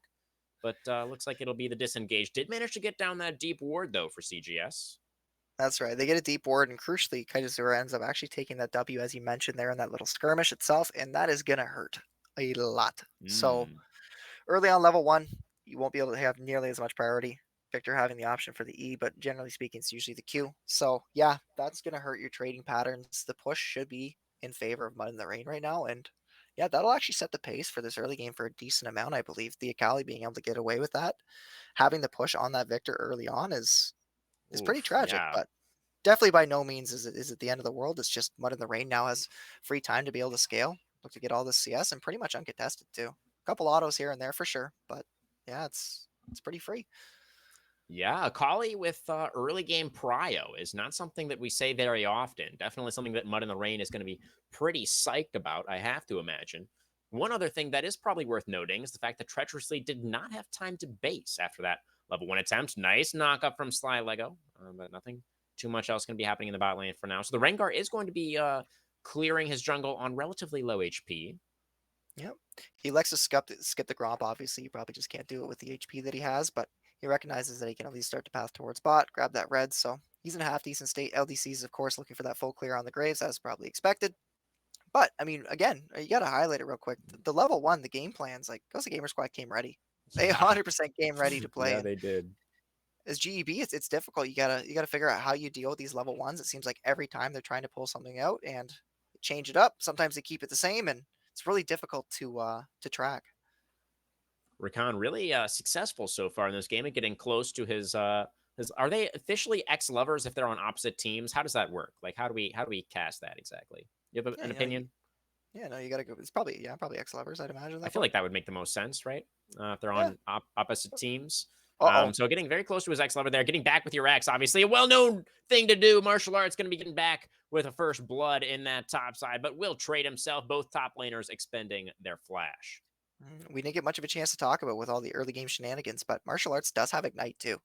So that's in lane, of course, that's going to help you a ton. But we're going to see a bit of a fight here. Oh, yeah, Treacherously is around though. potentially. They need It's to gonna clear be this. Whoa. oh, treacherously jumping forward now, and immediately the respect flash from Silva, and there's the flash. Oh my goodness, guys! It's only a level 3 Rengar. I guess he still has some damage though. Yeah, more importantly, he has that root. Which, if that lands, Mm. like Silva's respecting that, and it feels like almost every single game this poor man has not been able to play. Like the flash is just having to be burned defensively each time early in lane, I think and this is the third game in a row for treacherously on Rengar, isn't it? I think it is too. Yeah, I mean he's piloted the champ really well. I don't blame him. And LDCs could be a little caught out here with. Oh, Akali is pretty low HP, but able to go into the Twilight Shroud, able to keep herself safe for now. Shuriken will connect only onto the Ornn, though, and now it is the Set who's a little bit caught out in the middle of 3 right now. As Marshall Oh, does he have the still hit. Haymaker, and he just clips the Victor with it. Marshall is going to get the first kill of the fight, and treacherously now is here looking to clean up the Graves. We'll get that kill onto LDCs, and now it's just Leoto. It's just the Ornn. You can't weak side if you're in the middle of the enemy jungle, and he's going to get cut down as well. Treacherously with a double kill on the Rengar to start this one off. I mean, we've seen this before. History repeats, doesn't it? Oh man, yeah, we saw this Treacherously's is taken looking like a off. game 2 Yes, it is. replay right now. Yeah, and Treacherously's doing a great job. Actually, he's being a little cheeky here.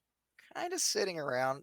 Looks like he's just going to be able to clear this camp kind of from under the nose of LDCs here. And that's great. He's keeping up pace with the Graves, but more importantly, he's got 2 kills to really start snowballing him. He's in a much better state than last game. Much, much better here at this point. I believe last game he was actually down like double the camps. So great game state here for Treacherously already. Once he hits that level 6, expect a lot more too. Insane. Yeah, not even behind Graves really in terms of CS. Pretty much even right now with the Graves. Who, Whoa. oh, he gets the face breaker out of the charge. Does martial arts there. Lands a bunch of damage to the Haymaker as well. But Mud in the Rain caught out a little bit in the mid lane. Stepped on the gravity field for a little bit too long, but will still be able to survive. Didn't have to use the flash in that last fight and will have it now to get to safety.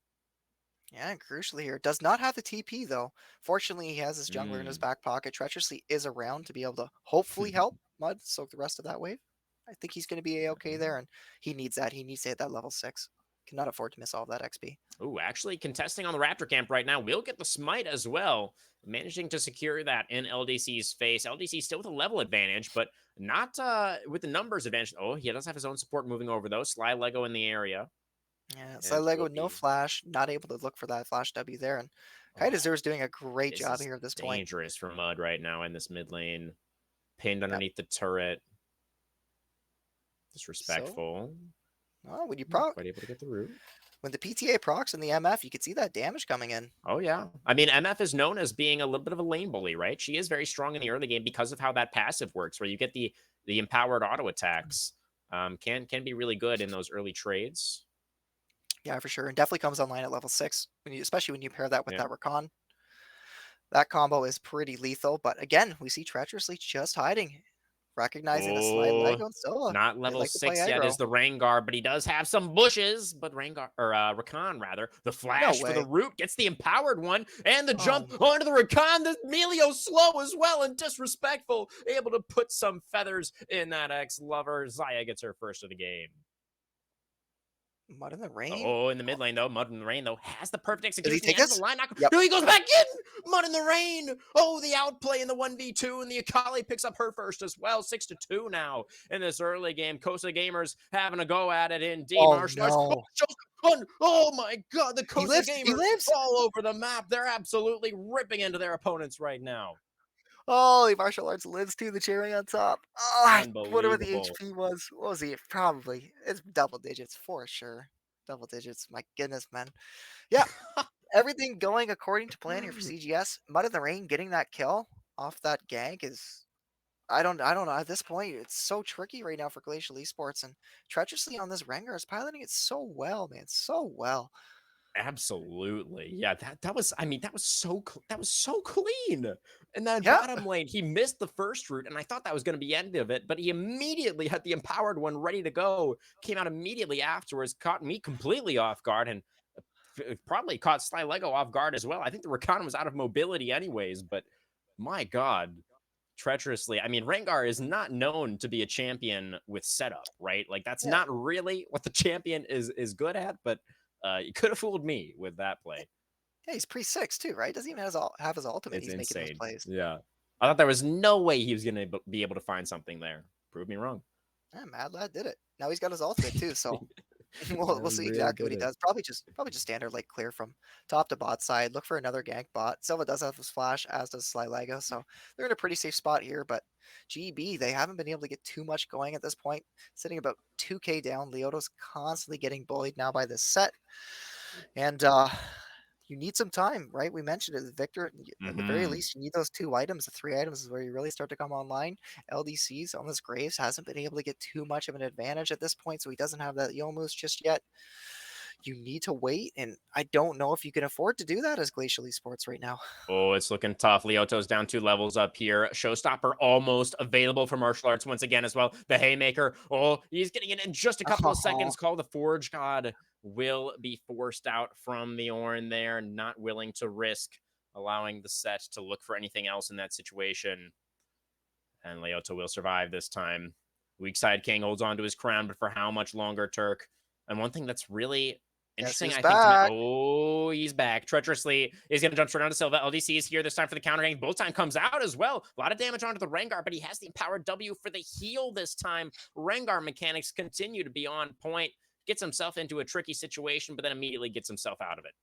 Yeah, like LECs, it's great for him to be able to recognize that he needs to be bot side. The only issue is there's just no setup for that Graves. There's no CC Yeah. available, and unfortunately, even with the bit of an overextension there from Treacherously, you're super safe and kind of starts looking for something. One in the Rain is getting stormed by some chaos right now. Has the R2, going to use Oh, it to get to safety. And that was, it turns out, a very good call as Sly Lego and LDCs were also on the move. yeah, good communication. Leoto Leoto's flashing flashing, but he's dead. away. Oh, he's Yep. just giving it up. He's giving up the ghost. He's like, yep, I don't get away.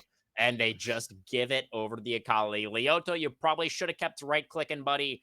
I don't think you wanted Akali to get the money for that one, but oh well. That will be 8-2 now on the board for Cosa Gamers. And as I was about to say before I got interrupted, as I'm going to be possibly interrupted again here, but no, it looks like the side of the Cosa Gamers just going to allow this first dragon to go over. They don't have the health bars for it right now. They don't have the cooldowns. They don't want to force a fight where they're not set up to win. And it is just the first dragon after all. So that will be a little bit of a silver lining going over to Glacial Esports. For sure. But on the same here, we obviously see topside. The priority that martial arts has in this lane is a bit much at this point, sitting on a 30 CS Oh, lead. And yeah. Oh, yeah. more importantly, right now they have tempo towards this Rift Herald, which is exactly what Treacherously is going to prioritize. You can see Mm. Melio, Lion Eyes, he's hovering around the mid lane too, just to provide some support. And of course, we do have Slide Lego coming. He has the ultimate unlocked, but at this point right now, you're sitting about 3K down at 11 minutes. It's quite a bit of a gold lead, and you can see the item spike starting to come in too, right? At this point right now, we have the Yomus on the Rengar. Fortunately, we have the Yomus on LDCs, but more importantly, disrespectful with the Storm Razor. He's looking to pop off. He's also going to probably net a plate here because we do have Silva on a reset. So, Indeed. whew, Yeah. So the Herald and some plates getting collected there for Cosa Gamers, continuing to expand on their gold lead up to 4,000. Now, you said it was 3,000 just a second ago as Sly Lego going to get jumped on. Kaitazur also in the area to try and defend, and the quickness has come out to get a little charm down with the Rengar, but they're not able to lock him down for long enough, and Akali's oh going back in, no. gets the execution on the support. Treacherously now, will get shut down by the collateral damage. ZeldC's fires that one out, so a 1-for-1, and that actually does go in favor of Glacial Esports. They get some extra money for that one. Mud in the Oh, Mud rain? in the Rain getting locked down by the Gravity Well. Chaos Storm on target as well, but Yes, the flash. Akali has so much damage. Oh, yeah. Kaitazur not with the flash, but the Akali Wow. does and will hold on to it. Nerves of steel there for Yeah, Mud. I was literally gonna say Nerves of Steel. Mud in the Rain. He's playing well. He recognizes the limits of his champion, knows he doesn't have to flash, and good heads up play. Kudos to him. He's gonna reset. He has a TP, so if he wants, he'll just be able to come right back to lane here. Of course, we see a little bit of bot side priority here being established from GB, and it's nice to see, but the dragon itself isn't up for 3 minutes. So Mm. holding on to this bot side river, I feel like it's going to be a little bit hard for CGS, but we'll have to, or for GB, excuse me. But at this point right now, treacherously, he's happy to just start continue to clear these camps, probably head up towards top side, but maybe he pays a visit bot again. He's been here a few times. He sure has. Now, this is such a Yep. snowbally composition as well for the side of Kosa Gamers, right? Rengar, Akali, Like, these champions are the epitome of snowball. Treacherously immediately going to go in here, has another bush, going to be able to jump forward. Silva very low. That's a Oh, flash forward for disrespectful as well. Just fills that misfortune with feathers. Going in now with the feather does he storm, live? gets the double underneath the turret. Yes, that last shot will not be enough. Not enough ramp up time on those shots from the tier one. A double kill in the bottom lane as the Zaya picks it up and now Uh-oh. treacherously on the hunt with the Ghost LDCs Blade. could be caught out topside.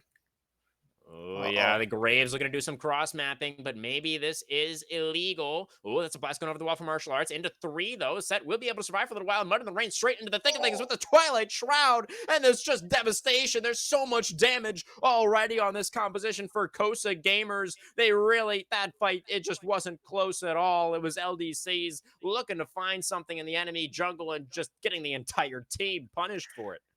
Crewman, you talked about the momentum after that last game.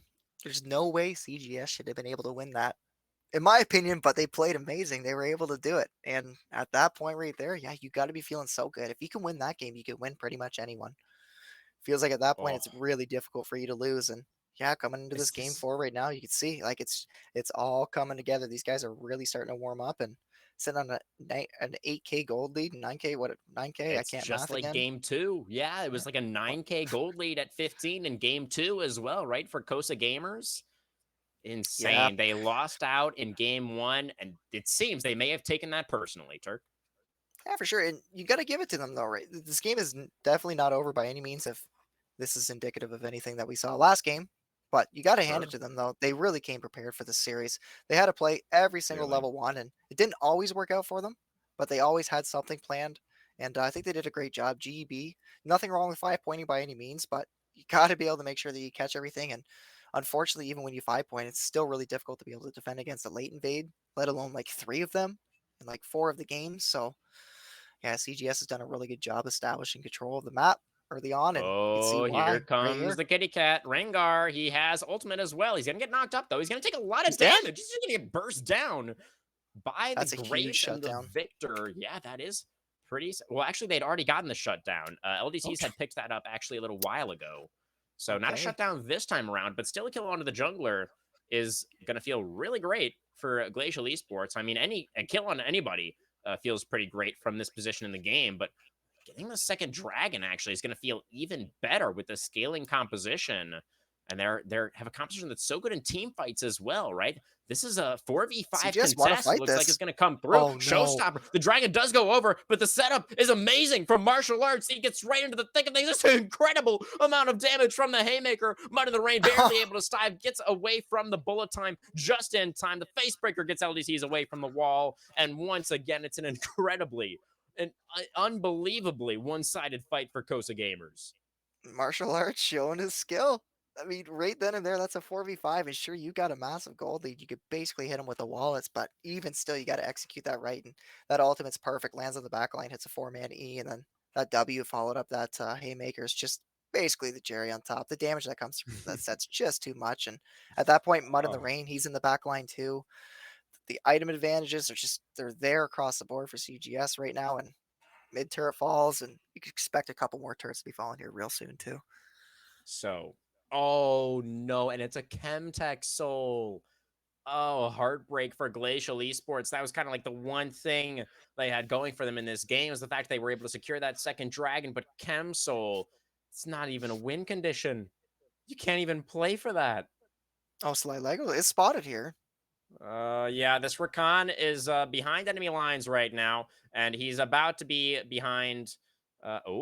He's behind his tier 2 turret, and he's still alive. So that is quite a win for the Glacial Esports support. Honestly, pretty That is, impressive. He was able to survive there. yeah, I'm a little surprised he survived too, but yeah, quick moves there by Sly Lego. Unfortunately, it doesn't really get you too far, and at this point right now, you're still going to lose this Rift Herald, and it feels like it's almost inevitable at this point that unfortunately, since that Chemtech Soul is going to be coming in, that's not really your win con. You got to really think about how you can play this game, and again, when you're this far behind, we've seen both teams get this far behind pretty quickly in these series, and it just goes to show you how well these teams can play with a lead. But at this point, if you're GB, you got to look to overload a side lane, and if you overload a side lane, you almost have no CC to lock anybody down. Anyways, it's just really difficult, and I feel like it's a bit of a draft. a bit of a draft issue here coming in for GEB, but I almost don't at this point. It just seems like CGS, they're dialed in, they're ready to play, and they're doing a great job here. Yeah, yeah, definitely. I mean, Like, I do feel like Glacial Esports might not be like our favorite draft ever, but it is a draft that works for them, and I think has solid win conditions. But I think it really is down to just Cosa gamers playing out of their minds right yeah, now. It's really incredible to watch. We do need to address a Twitch chat once again, really briefly, as we see martial arts start to do some damage to this tier 2 in the top lane. But at Marthora, no, the logos actually are on the correct sides. I double checked. Costa Gamers are on the blue side. Glacial Esports is on the red side. This is correct. All right. And then for Cartana, the score is 2-1 in favor of Costa Gamers. They're on match point right now, and they're massively ahead in this game 4, looking to close things out with a 3-1. that's exactly it. And you can just see these waves begin to crash, and slowly but surely these waves or these turrets are being chipped at. And Leota, like you can't do much here. The knockup is gonna miss, Oh, but the sidestep on the knock up there as he's well. going for Is the really turret. committing too hard for this, though, is martial arts. That was Huh. unnecessary. That was Probably. unnecessary from the set. He just kind of gives over a shutdown, and it does go over to the Ornn, though. So LDC's is not getting the end of pincered the here. world, but a little bit greedy as LDCs is getting jumped on by the Rengar. And already this Rengar is just insane, but he is going to get taken down. So a trade of the junglers in the mid lane. That's a good knockback there from Lion Eyes too. So Lego did have the flash. He could have looked to force that, but that Q is obviously going to deny Hmm. any sort of follow up there. But yeah, that will be another killer going over for the side of GEB. It's nice. At least you're getting some shutdowns. Unfortunately, the shutdown top side for martial arts did go to Leoto, 700 gold, and probably hoping that went on any of your carries. LDCs would have been great too, but you'll take what you can get at this point right now. Look to continue farming. You've got the one item right now in your victor. You need some time. Unfortunately, Kaiser's kind of been held back by having to go for stopwatch there. I don't Hmm. think that was in his runes. I'd have to double check, but at I this mean, he is point running right now, first strike, so it's definitely possible. it's definitely pop for sure, for sure. But Also, regardless, not there's no sure. doubt that he's delayed at this point right now. It's going to Hmm. take some time. Mud in the Rain, he's online. If you take a look at his Magi stacks, something we haven't had much of a chance to talk about, but Oh, 20. wow. He's almost there, and he's pretty Uh, much. He might as well be yeah. there. So I don't know if he's. basically, that means that Silva can't really play the game right now, and Kaitazor can't really play the game either. If that Akali is anywhere in their vicinity. Yeah, and I feel like CGS did a really good job of pinching Silva's champ pool. I mean, obviously picking the Yeah. ADC in phase two, it's really difficult, but especially into a Rengar, right? Treacherously is able to just find so many picks on a mobile carries regardless. And fortunately, you got two of them this game. You can look for the Victor or you can look for the MF. And yeah, it's challenging at this point, especially right now, right? You're sitting pretty far behind, about 7K gold. So I don't know exactly how Okay. you get back. I mentioned it. I think it's overloading the side lanes, and that's what we're seeing right now. Yeah, Akali can be tough to pin down, but they're going to try their absolute best. The charm sets up for the knockup from the Call of the Forge Beautiful. God, and they do have enough damage, but the shutdown goes to Rakan.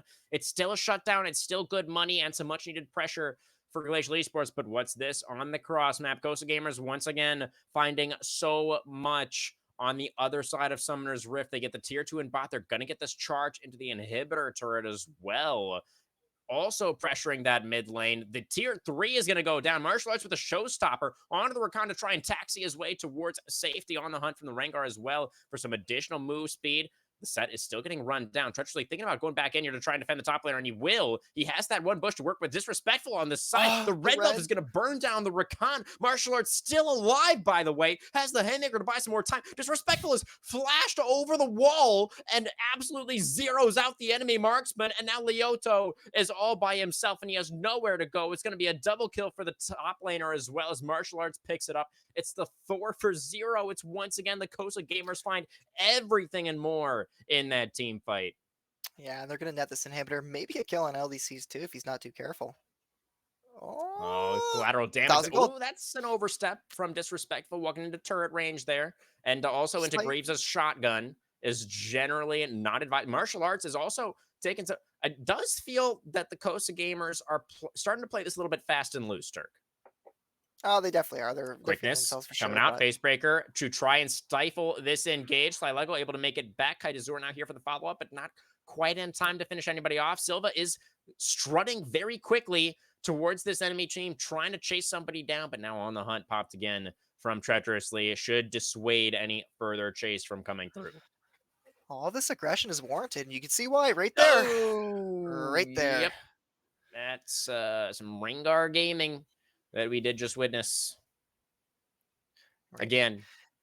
Again, that is true. We've said that a few times at this point right now, and Treacherously's piloting that Yeah. champion extremely well. Extremely well.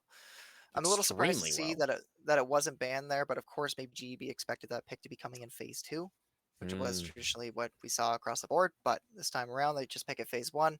Treacherously having a lot of yeah. confidence in the champ, piloting it really well, and basically setting his team up for success here. And you see the pings coming in on this Baron, and that's exactly what we're going to see here coming in from CGS. Wait, Priority should be set up.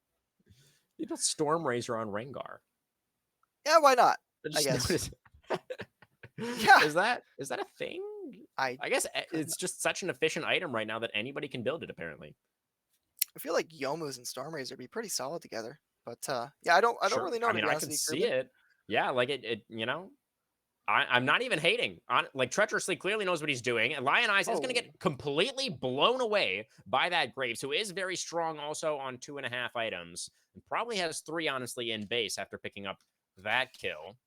Will be the Bloodthirster third item out in the rain going in his bottom lane, looking for Kite Azur. The Call of the Forge God will not find that knockup. Perfect execution forward. Doesn't get the damage from the R2. Might not oh, need it as Kite Azur goes golden. Uses the stopwatch, buys a little bit of time on the rain. Not going to be able to finish that kill, but will be able to get out to safety. And this is a Baron start on the other side of the map for the Coast Gamers. But LDC's is here. The bull time over the wall. LDC's into the pit. no It's going to be way. a flip, and LDC's gets it. He steals away the objective, and they finish off the Rengar and the set as well. The bullet time doing so much work there for Glacial Esports.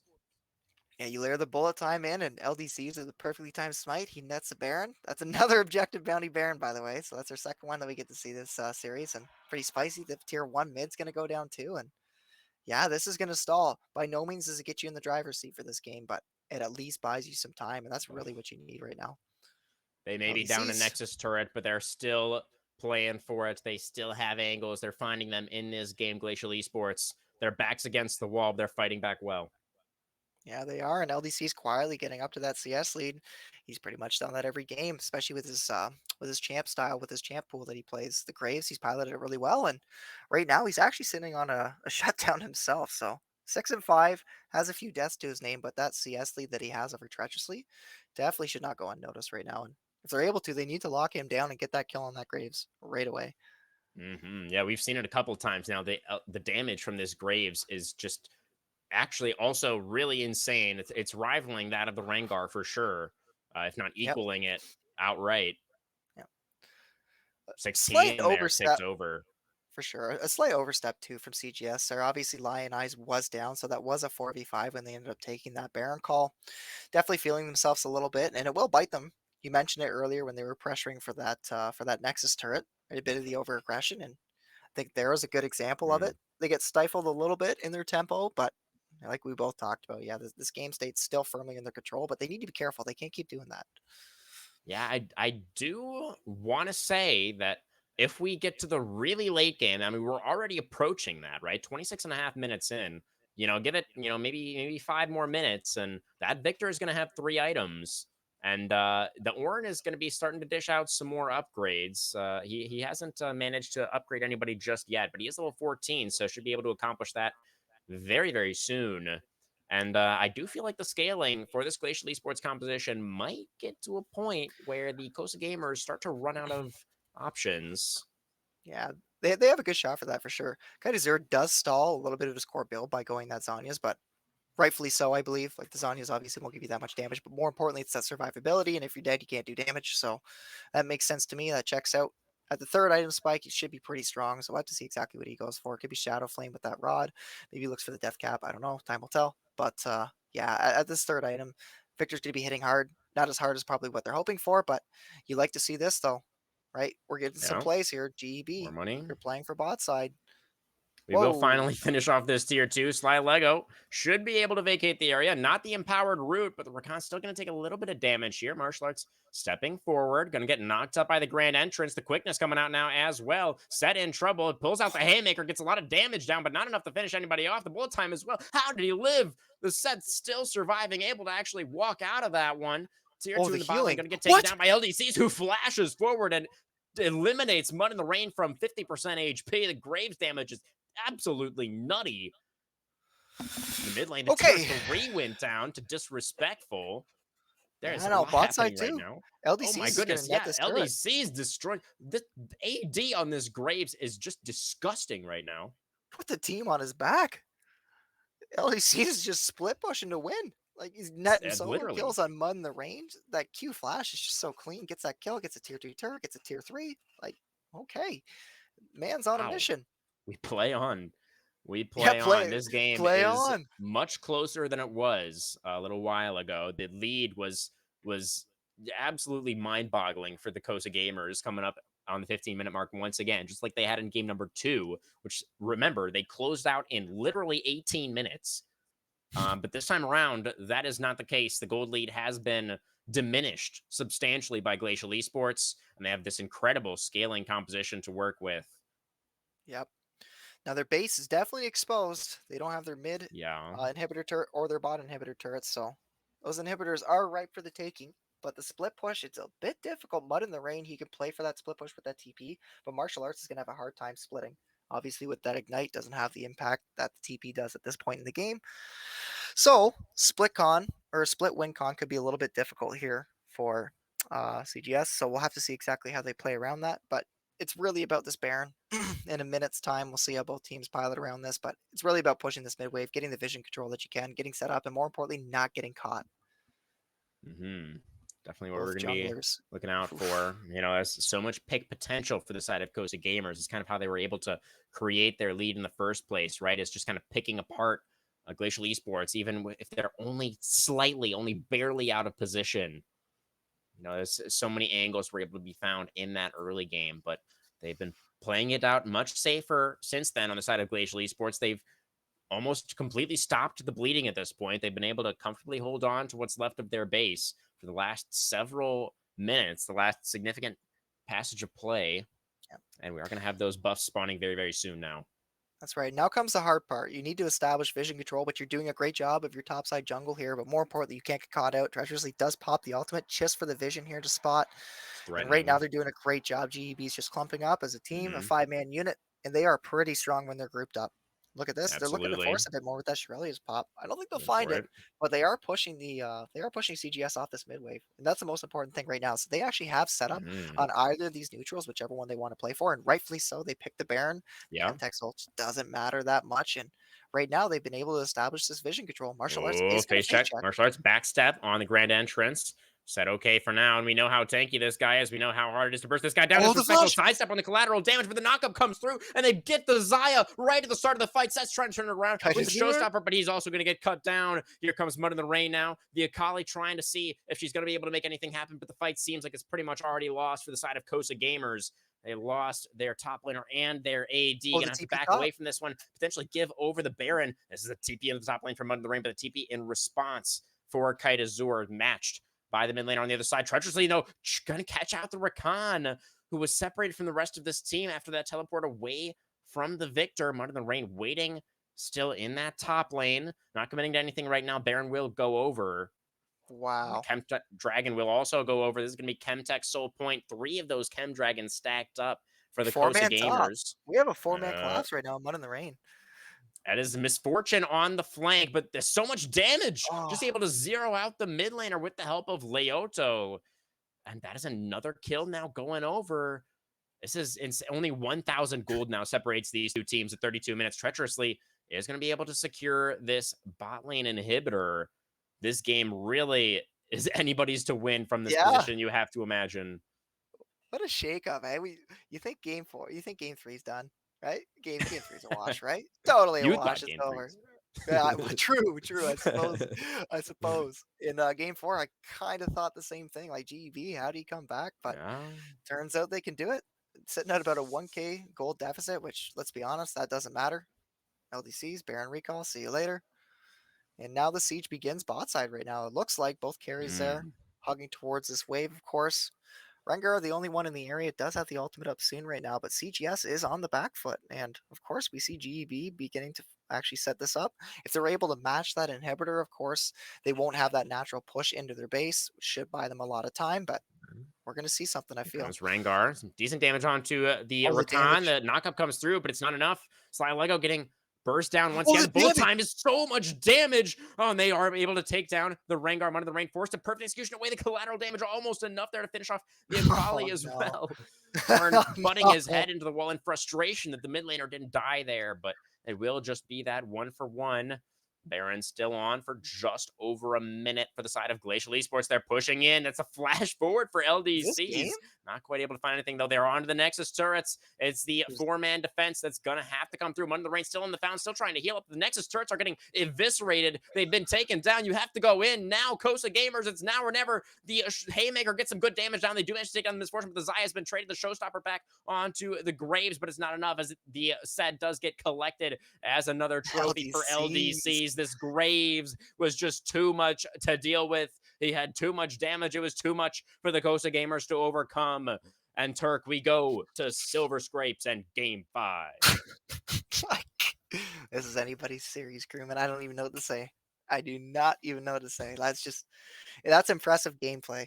Like from both teams, honestly. Like this series has been a thrill to be able to cast. Like what Oof. I'm so fortunate to be able to be here to be actually be able to watch this, which is so exciting. And yeah, this game four, I'm dead convinced it's a wash. I'm thinking that the series is over. GB's gonna pack it up and head on home early. And nope, they want to stay up. Looks like they don't have a curfew tonight, so they're ready to go for game five. And they played their comp really well. Like treacherously getting the lead early. You and I both thought that there wasn't much of a chance, especially with the tempo. What I think sitting at a 9K gold lead at one point for CGS, right? But sure enough, LDCs is able to pilot this Graves, and he ends up coming up big. The split push, especially bot side, right, where he ends up getting that tier 2, gets a solo kill on, of course, Mud in the Rain on that Akali, and then more importantly, opens up the base, grabs the tier 3. Like, LDC is just a man on a mission. Like, undisputed MVP for that game. It feels like he was the only shining light. Like, Leota's getting soloed the whole time for a set. Really difficult to be able to deal with. Kaita Zur having to start W level 1 doesn't feel too good either, obviously giving up some of that early prior to the Akali. Eventually does end up just netting out the advantage in wave push once you get like level 2, level 3 of course, but even still, it feels really dire right away. And honestly, from another just good game 1, like, or game early level 1 setup, it's getting late here, crewman. It's getting late, but you gotta respect it. Like 100%, both teams are ready to play. Your GB popped off, and that's really off the back of LDCs. Absolutely. I mean, there's clearly a reason that Glacial Esports keeps saving R5 counter pick for this Yeah, guy, even though that's not common for junglers at all, right? But they keep doing it, and I think we really got a very nice illustration of why they do it here in this so game 4, because it was all LDCs. so It was crewman, all him on yeah. this Graves. So crewman, what do you think happens for game 5? CGS gets side select. Do they go red? First question. Uh, do they CGS, go? do they take red Probably. side? Do Probably they they value do the go counter? red, I think. Yeah, I think they do. I think they do too. That's my guess. But that means that, of course, the Zaya is going to be open. CGS want to ban the Zaya? How do they want to deal with that, right? So, another Maybe you, dynamic. maybe you I don't even know. drop the Lucian ban for the Zaya. Maybe that's dumb. I don't I know. don't think you drop the Lucian. I don't think You you want to can't give it drop the over. Lucian ban? I don't think you Okay. want to give that to Silva. No, I think he pilots the champion way too well, and there's Nami. Just Oh my Nami's way too strong god. with that. A little bit of Emilio. I don't know. I don't know what CGS decides to do. Like, I don't know. Like, the B1 Zaya is not bad. Not bad at all. Just like GB saving counter pick for junglers a lot of the time is pretty shocking. In this game, game 4, not so much, right? We saw the Graves. That was the R2 pick, right? So we saw Rakan right away, which has been the top Oh priority yeah. for GB this entire series. Like, usually when I think of Sly Lego, I think of like Thresh, I think of Nautilus, and of course his Rakan's definitely great too. He's piloting the champion really well, but it's really unique to be able to see all the champions that these guys could pilot. It's uh it's a banger series for game 5. I have no clue what happens, and I think that's the best part. We're just gonna have to wait and see. You know, we could sit here and talk all night, right, Turk, about what we've witnessed, but we Yeah. really shouldn't do that because it is already getting a little bit late. So let's just go ahead, get right into that break, and set up game 5. That's what we're all really here to see, right? It all comes down, of course, to what happens on the Rift. We got to get there first. So don't go anywhere, guys. Game 5, the deciding last game of the night, right after this.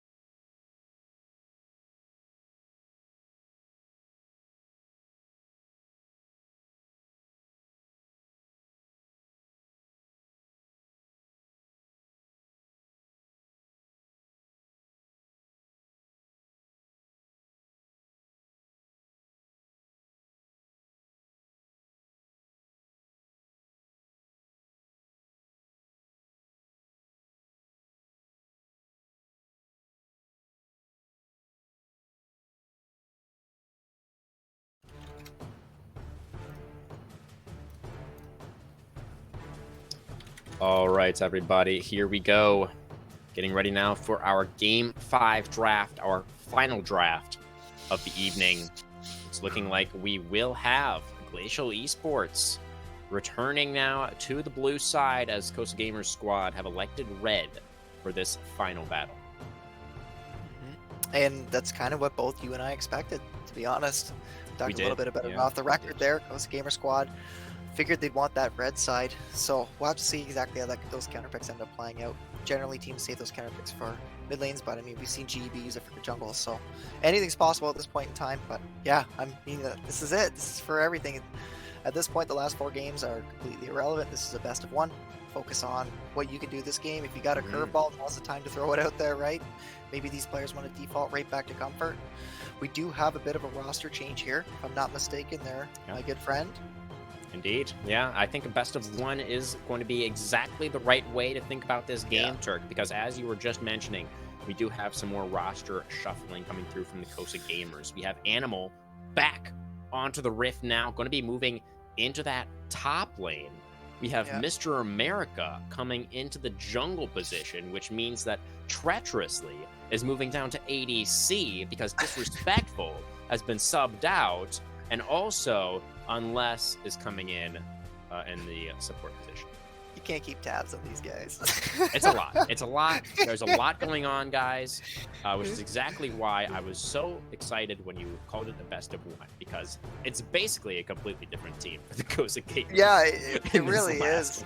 It really is. They're throwing every curveball they got. That's funny. Well, I mean, we'll see how it works out. Treacherously on ADC, I wonder, do you think maybe they go for like the Iron and like Rengar or something? What do you think? Like a cheese bot lane. Oh, honestly, what better time to bring it out? Let's pull up the OPG. Game 5. Play any carry, any AD carries at all for Treacherously. It looks like well, okay. I mean, we played Kindred. We played Kindred 7 times this season with a 43% win rate. That's probably not the angle. Yeah. Honestly, what if we played like Rengar, Ivor? You know what? I'm feeling it. You could be onto something there. We're gonna have to wait and see. We're into the draft now, so let's see what the teams have in store for us. Glacial Esports, of course, as mentioned previously on the blue side, Olaf and Jarvan going to be the first couple of bans, mirroring what we've seen so much already tonight. With Disrespectful out of the picture. It's not clear if we're still going to be seeing as high priority on the Xayah, which is another little wrinkle to consider here. But the Tarek's still going to get banned away, and the Xayah is still going to get first picked. That's insta-lock, too. That's right away. Like, GEB decisively wants that. They've got it. And yeah, Cosa Gamers, I like what they did here, right? They swapped out that Annie ban, so, I mean, we'll see if GEB wants to pick that up. Could still be a nice flex for them, B2, B3. But for the priority still continues on this Rakan, so we're going to see the denial once again from that Xayah pairing. But again, I want to highlight it real quick before seeing any more picks. The Graves ban. I like to see that from Cosa Gamers a lot. That is huge. Yeah, the Graves is literally the only reason that they lost that last game. So I think banning him away is going to make a lot of sense. That does mean that the Annie is up and available and could potentially be picked. And there's a Karthus. That's a flex, by the way. Sure. Yes, it is. It is definitely a flex. Actually, that's probably bot lane. I think that's bot lane. I have a feeling it's going bot lane. Yeah, remember, our ADC for the Cosa Gamers in this last game does not play ADC, oh, you're right, guys. You're right. So that is looking like it could be the angle. Will Glacial Esports have the same read? I imagine they probably will be wise to this. But I don't know what it really means. The Janna. The Nami. It's Nami, and it's not Janna. What does it mean, Turk? No, I'm waiting to see if there's any text, but it looks like it will be. Let's really bide our time here. Let's be patient. Just making sure. From my experience, I think the Rakan does a-okay into the Nami. There's gonna be some times though, obviously, when that tidal wave is up, there's really good disengage on the side of GEB. It's gonna be a little bit tough to deal with this Karthus. Both of those bot laners are immobile, and if I had to take a guess, yeah, you and I both talked about it's probably Karthus bot, but GEB will round that out with an Ornn. So again, not much of a surprise here. We're just gonna grab that phase 1 pick before, of course, that is banned out. A little surprised. Maybe GEB could have focused on another pick there. Maybe they wanted to put a priority jungle or something like that. Save that pick for Leota later on. He plays a lot of tanks, so there's plenty of options, but obviously they value that Ornn. And equally, Cosa Gamer squad, when they get the chance for that R3, we've seen it once, we'll see it again. It would be that Gwen. Now, this is going to be the 4th game in a row for Leoto on the horn. So clearly, indeed, something they are putting a very, very high priority on tonight. But the Gwen still being available in this first phase means that is a great counter pick for Animal, who is, of course, now playing top lane for the Cosa Gamers. And that is going to be pretty difficult for Leoto to deal with, I have to imagine. Bit of a red flag from Cosa Gaming Squad's comp. They have quite a bit of AP already. True. All three of those champions. Very true. Something to take quick note of. By no means does it decide everything, but phase 2 is very important here. They don't want to draft really any more AP, and we'll see exactly what they decide to do with that, of course. But the Kindred ban will come in, funnily enough. The Kane as well. We'll see that from Cosa Gaming Squad. GEB elects to take away the Bel'Veth. So trying to design as many carry jungler options as possible from LDCs. Just try and limit that pool as much as they possibly can. The Hecarim is still open. What other things have we seen LDCs on? I'm definitely forgetting a couple. Oh, we've seen them up. Like the Wukong is there you go. The Wukong is the one that really sticks out to me, and yeah, they got that now. And I'm surprised they didn't pick the Wukong earlier on in the series, to be honest, especially with such high priority on like Rakan. But equally, you can make the argument that it's probably the Taric that's making that decision for them. But even still, I know LDC's compile this champion really well. It's actually the perfect champ for him too, because once you have the Divine, you can start to take off, and you basically become a solo carry yourself. Yeah, definitely going to be a significant AD threat for the Cosa Gamers here. Oh, wow. Nivea being considered. So one of the elder gods of the Freljord looking to join her brother Ornn from the mid lane. And Nivea and Ornn teamed up for this last game on the side of Glacial Esports. Oh, it makes sense with the name too. Nivea, Glacial Esports. Very nice. Got some name synergy there. Now our jungle lock-in into the Wukong. What is it going to be? We are team fighting. That is what we are doing for Glacial Esports. We're team fighting and we're scaling. Maybe an early game bridge here would be good, who could still do some frontlining in the team fights from the jungle. But that's not really LDC's style. Okay. Diego. Okay, that is LDC's style. That's LDC. And it's scaling as well, in a sense at least, right? So, you're right, 100%. The Viego's going to absolutely shred as this time goes on. Once that first item comes in, let alone the second. Yeah, he's going to be feeling really good. I don't know if there it is. Love the matchup into the Wukong. The Cassante now going to come through, likely in the mid lane, I think, for Cosa Gamers, going into the hands of Mud here in this last game. I know you were just checking the OPGGs a little while ago. Mud has some games on the Cassante, right? You still have those stats ready? If I'm not mistaken, let me see if I can't find it. How good of a caster am I? Oh, I closed the tab. Not very good. I know it was his most played. I think he had rated about a 60% win rate with that champ too. So Cassante, really good champion. Beyond OP and MSI, he's being picked like R1, R2, sometimes even B1. So like that champion's pretty nuts. Oh, yeah. The opportunity for the flex is there. Of course, with R5, you're not gonna have that flex, but you don't need it. The champ's still completely insane base stats, everything like super tanky. So yeah, the Cassante we could probably imagine is going to be going mid, and Anivia should be pretty. I feel like Anivia should be kind of happy with that. I don't know exactly how to play out, but a Leandry's rush might be a nice thing. The Cassante just kind of tend to be a bit too tanky, but interesting drafts from both sides. Cosa Gaming Squad adapting, right? Of course, they have Treacherously in the bot lane now, right? No conventional ADC player by any means, but they're willing to pick the Karthus, and Karthus bot's strong. Actually really strong into Xayah too, so that's a spicy pick. I like it a lot. We'll see how that bot lane goes, but there's a lot of agency for Cosa Gaming Squad here. I really like their confidence seeing.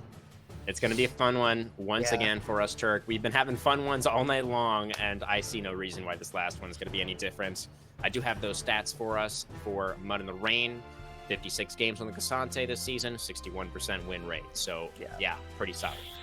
Pretty dang good. Yeah, the champion overall is just beyond solid, too. So, the composition that they've drafted is effectively same idea that GEB wants, right? It's a nice front to back, the Cassante providing that front line.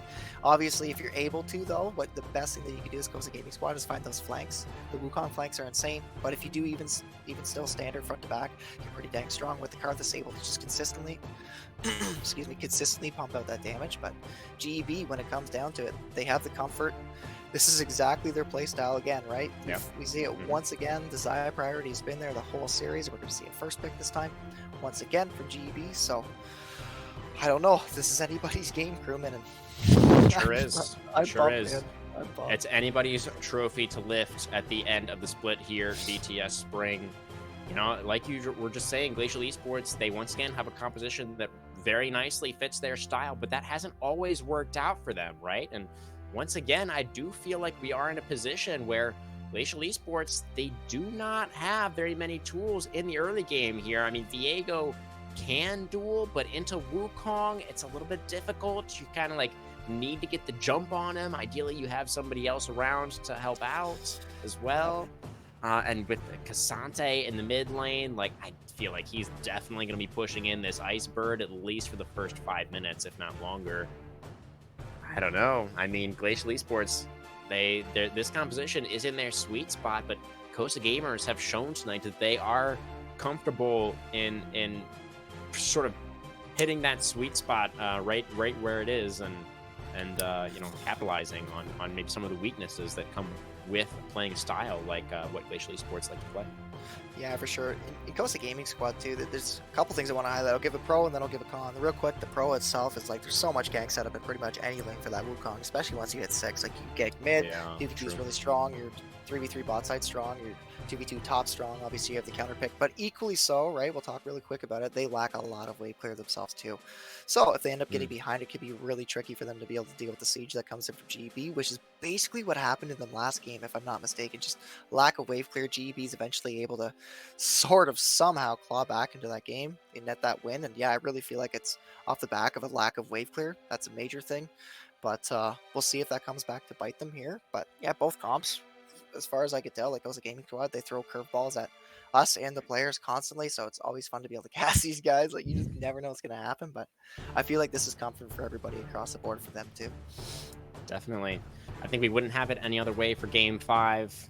You do raise a really good point there about the fact that the Coast Gamers squad it's not only does it have pretty poor wave clear, it also has very short range. It's Yep. basically 4 melees and a Karthus. So they could definitely struggle to get onto this backline, particularly with the carries on the other side being Anivia Zaya, Yep. Anivia notorious for zone control and denying engages, and Zaya obviously speaks for herself with the ultimate there.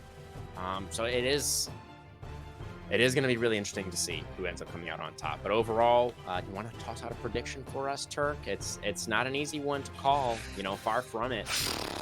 But what are you thinking? If you just, and I know it's late as well, so your analytical brain is probably a little bit tired out. You've been wearing on the Oh noodle yeah. a little bit. You've been getting some good juice out of it tonight. But just if you let's just check your gut instead. What does your gut tell you about where these compositions are headed?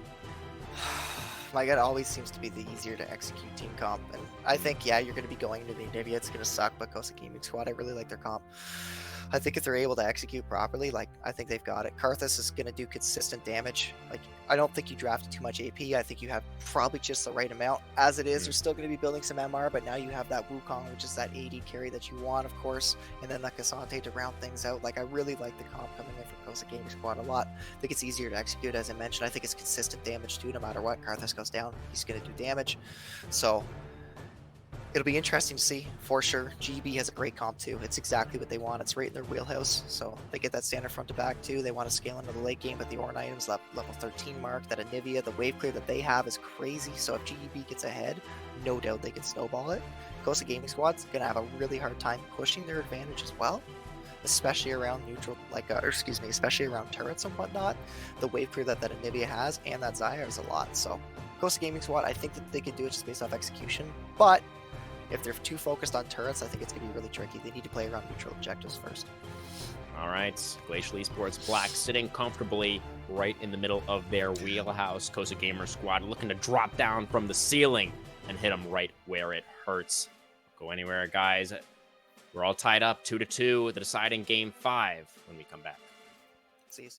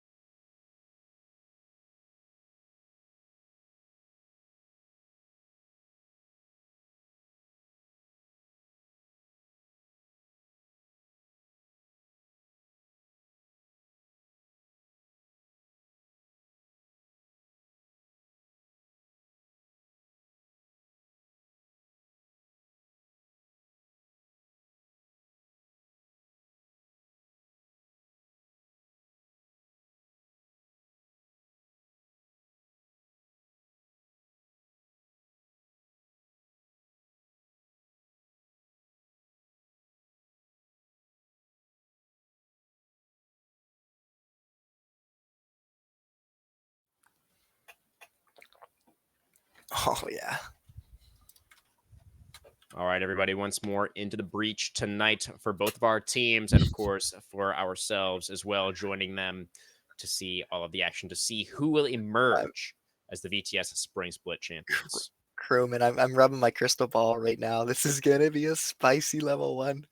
I can see it. Oh, I can we've been see it. seeing it all night from the Cosa gamers. Here they come. The 5-stack to meet them, though, as Glacial Esports wait in the brush in the Oh red my buff. goodness. The face check comes through. Mr. America going to get knocked up alongside the top laner. The Gwen, the bubble lands. The Aqua Prison will line up for the first blood as LDC's on the Viego. Picks it up as an absolute bloodbath. As Leoto also going down extremely low, flashing away, trying to stay Oh, the alive. The best that Karthus can be. level Ignite 1 is so Aqua is going to strong. be enough. Animals barely able to stay alive, but not for long. As the Wukong and the Gwen both get taken down as well. Sly Lego, very low HP. The Nami flashing away, barely staying alive as well. Lots of blinking health bars. Kaitazor going to get knocked out by the Grand Entrance. And Envy No still with the flash. Likely way. have to use it here. Going to go into the passive. Kaitazor not using the flash in time. The Karthus damage is going to be enough, so they take down the mid laner. And now the knockback from the Cassandra Leoto, able to find the knockup in return, though. The steering charge comes through the flashing forward for the last strike from the Nintofos. Able to get that kill on the top lane of the Church House. Going to trade it back, though, as double kill goes over to the Cassandra. And it's a 4v4 for 3 in the first 2 minutes of the game. So, League of Legends crewman. I love it.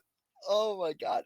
If you were falling asleep before, you're definitely not now. Level 1, 7 I know kills I'm for not. 2 minutes. So much Holy. damage. The extended trades with Treacherously, you can see the damage coming in. Unfortunately, he didn't net any of those kills, but 2 kills did go down to Mud in the Rain. You won't complain about that. And equally, LDC's getting 2 of those kills as well. Like, that's spicy. My heart's pounding. Like, I love that. I love it. Incredible So good. stuff. Yeah, Beautiful it's gonna dodge. take us a while to try and take stock of everything that just happened. But what we can say is that Glacial Esports are up 500 golds, 2.5 minutes in, and we are seeing the lanes pretty even so far, but a little bit of a push in the bot lane as Zaya and Nami should comfortably have some priority early on. That's right. In Game 5 stakes right now, a lot of summoners are blown right there, and the teams that recognize that are able to capitalize the most. It's really difficult to track summoners when something's happening like that. It's so chaotic, it's so hectic, and difficult. It really is. But if you know who burned flash on the enemy team, if you're able to focus them early game, get those advantages, if you can, could be a really nice window. A lot of things can cascade and happen from a level 1 like that, and that's spicy. We love it, but that's going to affect the rest of this game for sure. Yeah, yeah, but we have seen crazy turnarounds also. So, even though the game may be effective, it's certainly far from decided, I think. Oh, absolutely. There's no doubt, but we'll set the pace for this early game for sure. And Leoto Hmm. should be able to soak this for the most part, but we can see Mr. America sneaking up here. Both junglers are around. Oh, it's going to be a 2v2 as the fighting is just not going to stop in this last one as the teams go at one another. Leoto, though, going to get Mud in taken the down. rain. LDC is forced to flash over the wall as the collapse was coming through from Mud as well. The mid push for the Cassante also to be expected, right, in this Mhm. early laning phase. And we're all tied up now, 4-4 on the board. Yeah, we are. LDC's having his flash. He's able to burn it. Unfortunately, doesn't end up losing the doubles there to Mud in the Rain, the Wukong, or the Gwen, which could have been absolutely catastrophic. But Hershey Animal's going to get a kill. If he's able to get his mythic on a recent time or on a decent time there, he's gonna be off to the races. Leo's gonna have a really tricky time in that matchup. And I mean, both teams you could argue at this point, like there's win cons on each team for sure. So plenty of windows left, and really both junglers I think are going to be playing around the spot side wave right now. This needs to be crashed. It does indeed. Looking like they will be able to accomplish that for the Zion Nami lane, but we do have another wave coming in, so they're going to need to push in another wave here. Will Silva and Sly Lego. Wukong going to complete the base, though. Yeah, the wave will be too big at this point with that next wave crashing. That it's just going to inevitably crash here. And fortunately, that's great for Sly Lego and Silva. They're going to be able to take a reset here. Maybe they're going to look to play for a turret, but I feel like they have a really good timer here just to be able to take a nice reset there. But not sitting on too much gold. So no, that makes sense. That makes sense for sure. But at this point, yeah, it's really anybody's game. This first dragon is coming up here in 5 seconds. We'll see exactly the priority that's being put on it. But right now, you can make a good argument that CGS is in a great position for it. We've got Wukong, Mr. America, and towards the spot side. No vision on this dragon either set up for GEB. So could be a good option for them. Start stacking those drags early. And Mud in the Rain. Okay. Oh, remember, Anivia, no passive from that level 1. So if Kaitazur gets taken down in the next couple of minutes, that will be a dead ice bird as Sly Lego here Look to at this try and damage. support Silva, but this is a lot of damage coming down. The Zaya running out of HP. The Blade Color is good, but not good enough as the kill does come through. Rakan able to pick that up onto the X lever once again, and now Sly Lego, the Nami by herself, almost enough damage actually to take down the Karthus, but not going to come through in the end unless on the Rakan picks up the double. That's right. Mud in the Rain does actually end up going down there too in that mid. So we ended up missing that scuffle. Oh, But we bot sure side, did. crucially, you're right. Unfortunately, unless gets both of those kills, little unfortunate there. But I mean, the 2v2, you can see it like treacherously starting to come online. Level 4. Level 4 when that happens, soon to be level 5, but level 6, that mark is going to be looking pretty strong. Oh, But man. once this man has one item, like that's when he's going to start to come online. My guess is going to be the Leandries. I've seen a lot of Karthus do that. Makes a lot of sense. So wouldn't be surprised to see that at all. And at that point, it's going to be an Yeah. absolute shredder. 100%, Turk. And just, looking at the compositions at first glance, I feel like I would pretty confidently say that Glacial Esports have the scaling advantage. But then you look down there in that bottom lane and you notice that there's a Karthus. And that kind of makes you you hesitate, right? Like, it kind of makes you think a little bit. Maybe it's not so clear cut as maybe we would like to imagine. On to the first dragon, go Mr. America, and unless looking to lock down that first early neutral in the cross map, a possibility for Glacial Esports. They get the knockup with the Call of the Forge God, and they made that look pretty easy as Leoto's able to pick up the last hit onto his opposite number. 6-6 now on the scoreboard, but this first dragon will go over to the Cosa Gamers. That's right. Yeah, and equally, we're going to see the cross map coming out. That's a beautifully executed 3-man dive there, and Animal just doesn't have much of a chance to do anything. Yep. You can see him burn the ultimate, trying to clear the wave as much as he can just to get the gold. He knows he's going to go down. It's just a good rotation there from GUB, and equally, you could say the same thing for CGS. They're going to play for that cross map, grab that dragon, and Silva could be caught out. Does have the flash, though. Might not have to use it. Is pretty close to the turret. That first little blast from the turret's Oh going to go my wide. The second one God. won't. How close is treacherously to level 6? Not close enough. Not going to get it before Zaya's not recalling. Silva, I feel that it's very dangerous to stick around here. Nami is here for some heals, but one more engagement could be the end of the Zaya. The Blade Caller is good, though. The Aqua Prison as well. Onto the Rakan, but he has the Battle Dance to get back towards his carry, back towards treacherously and to safety. And there is the Requiem available now for the Karthus, but the Featherstorm also for the Zaya. That's right. Right now, we're actually sitting on 6 Dark Harvest stacks for Treacherously 2 on this Karthus. At level 1, we didn't even get a chance to talk about it. Yeah, that's right. But how many times do you think you procced it there? Probably 3? 3, At 4? least, yeah. Right? Crazy value on that rune. And as time goes on, for sure, you can see that the Dark Harvest proc, when it ended up hitting Silva, just chunked him so much. Definitely. That's scary. That's a scary prospect here. And I mean, it Yeah. kind of shows you what it feels like almost the inevitable is going to be. And the one funny thing about Zaya, she's close range too. So you almost have to get in range of Karthus Qs in general to be able to play around this champion. And sure, you have the Featherstorm to be able to counter the ultimate, but it's not always the best move to just have to use it like that. You want to be able to kind of use that offensively too. As much as possible, at least.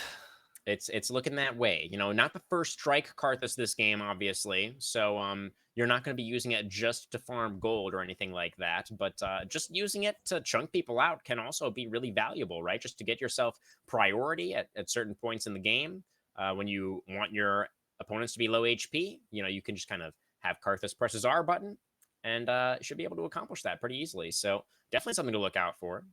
Yeah, and who else but LDC's in the driver's seat for Glacial Esports Black. You could already see it. Take a look at his inventory. He's got the Kraken Slayer, so he's going to be hurt if he's able to get onto somebody. And he's looking up towards topside again on Animal. He has a Ghost, but no Flash, of course. And if that Viego is able to close the distance, which he has a lot of gap close, there could be a nice window here. And Leoto has that ultimate. If he's able to get within that Gwen W, he can land that knockup. So this is a potential kill. And if the kill goes down too, they have Rift Herald. They could snowball this really quick. They sure can. We had Kha'Zix Rengar earlier on tonight. Now we have Viego Gwen, another lore matchup for us. Leoto. That was a nice combo. That's beautiful by Leoto. More importantly, it's just the chunk on Animal. Gwen is going to try to be immune, but the stun spectrum. Oh, the Heartbreaker goes wide there, though. Probably not going to matter. And yeah, Leoto doesn't even need the Forge God's assistance, actually, in that instance. Just slams his head into the wall and is able to take down the Gwen once again. And you already called it out earlier, Turk. The Rift Herald available, but they're not going to commit to it right now. They want to extend this laning phase a little bit in the top lane or into Gwen, and they're like, you know what? Yeah. Let's just extend. Uh, Let this lane play out a little bit longer. As unless going in with the quickness, gonna get the lockdown. wow, Silva waiting to cast the feather another storm, kill. and it was just too late. The That's Zaya just a had no carry. HP by the time she flew up into the air, and now here's Casante. Mud is looking to have some sushi for dinner, or more of a midnight snack, I suppose, as the fish will be able to flash away and stay alive for now. And now the teleport from Lyoto as the Orin, the top laner, has joined this play. The Cyclone comes out, and there is the lockdown. There is the shutdown going over to Mud of the Rain as the Viego gets taken out.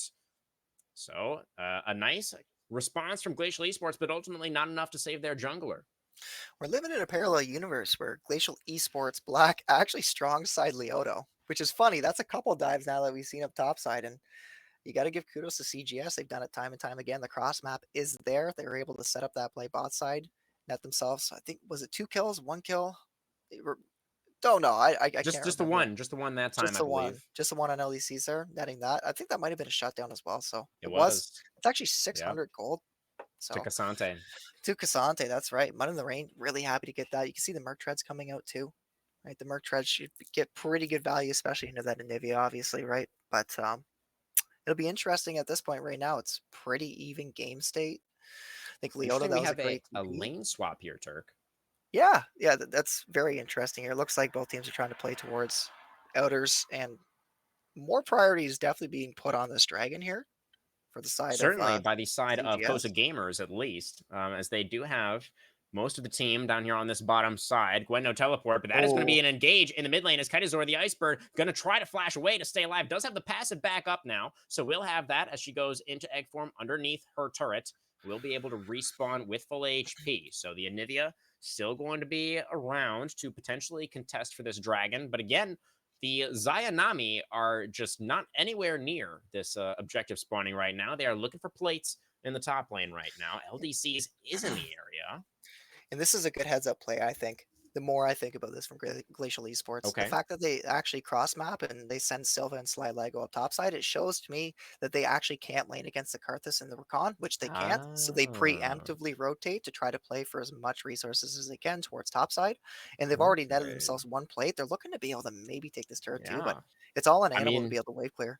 this Gwen is really far behind, right? So even if this is a Yep. situation where normally the Gwen would feel kind of okay in a 1v2, in this context with Animal being put behind like that, there is definitely the room, the space for Silva to find some advantages up there, and they are able to, as you say, get themselves a plate or two. But the second dragon will go over, and we have Mountain Soul on the table once again for game 5. That's right. It's just really good heads up lane assignments, and arguably you can make a little bit of a thought too that look at the damage there from Mud in the Rain. Pretty insane, He's actually. looking for it. He gets the double knockback. Mud, the all out onto Silva underneath the turret. The Q3. This Zaya barely able to survive there. The Ghost Pop, the Featherstorm now coming out as well. We'll get the root with the Blade Collar onto Mud underneath that turret. Not able to follow up on it though. Nivea and Saves Viego the waiting in turret the for wings, as now. is the Rakan. Some vision The over the wall. stun! They do get the stun, and the wall is Oh, quick, or the of Grand Entrance course. already used, but the Battle Dance available. Yep, that's Rakan for you. He's able to get Unless, away. uh-oh. LDC's though with a Spectral Mud. He's just gonna dunk on him. Oh no! Unless you were out, unless you had escaped. But it Even wasn't to had a ward be. to be able to place in the bush. Hey, that's a-okay. A little falter like that won't be the end of the world by any means. Unfortunately, you will lose first brick towards that top side. And again, that's just a really good heads up lane assignment there from Glacial Esports. I think Mm-hmm. CGS probably could have reacted. They probably could have sent treacherously up towards that top side, swapped to had Animal go bot to be able to match the lane assignment, which is, I probably think is the best move there. But ultimately, good heads up play by Glacial Esports, recognizing that window. And yeah, they net themselves first brick for that. They sure will. Yes. Actually, too, crewman, little fun fact here. Silva's I actually love fun 300 facts. gold ahead of treacherously right now.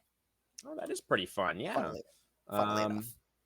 the item difference is not really all that significant. We do have upgraded boots for the Zaya compared to just the brown paper bags for the Karthus. So that is meaningful.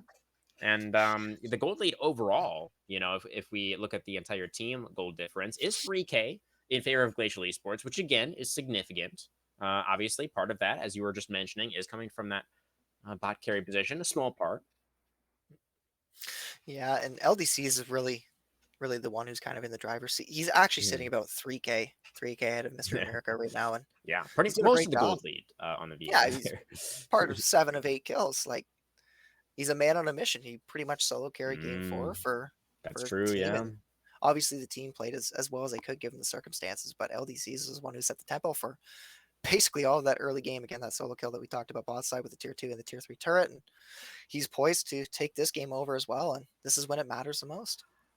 Was LDC's also our game one MVP? Game one was so long ago. I'm having a hard time remembering. Yeah, me too. LDC's gets a lot of MVPs. He's a good player. Yeah, yeah. I mean, that's what you get for being a carry jungler, I suppose.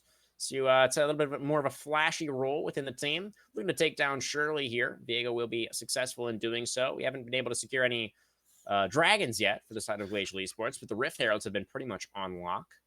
That's right. In CGS, you can actually see them beginning to set up towards the spot side.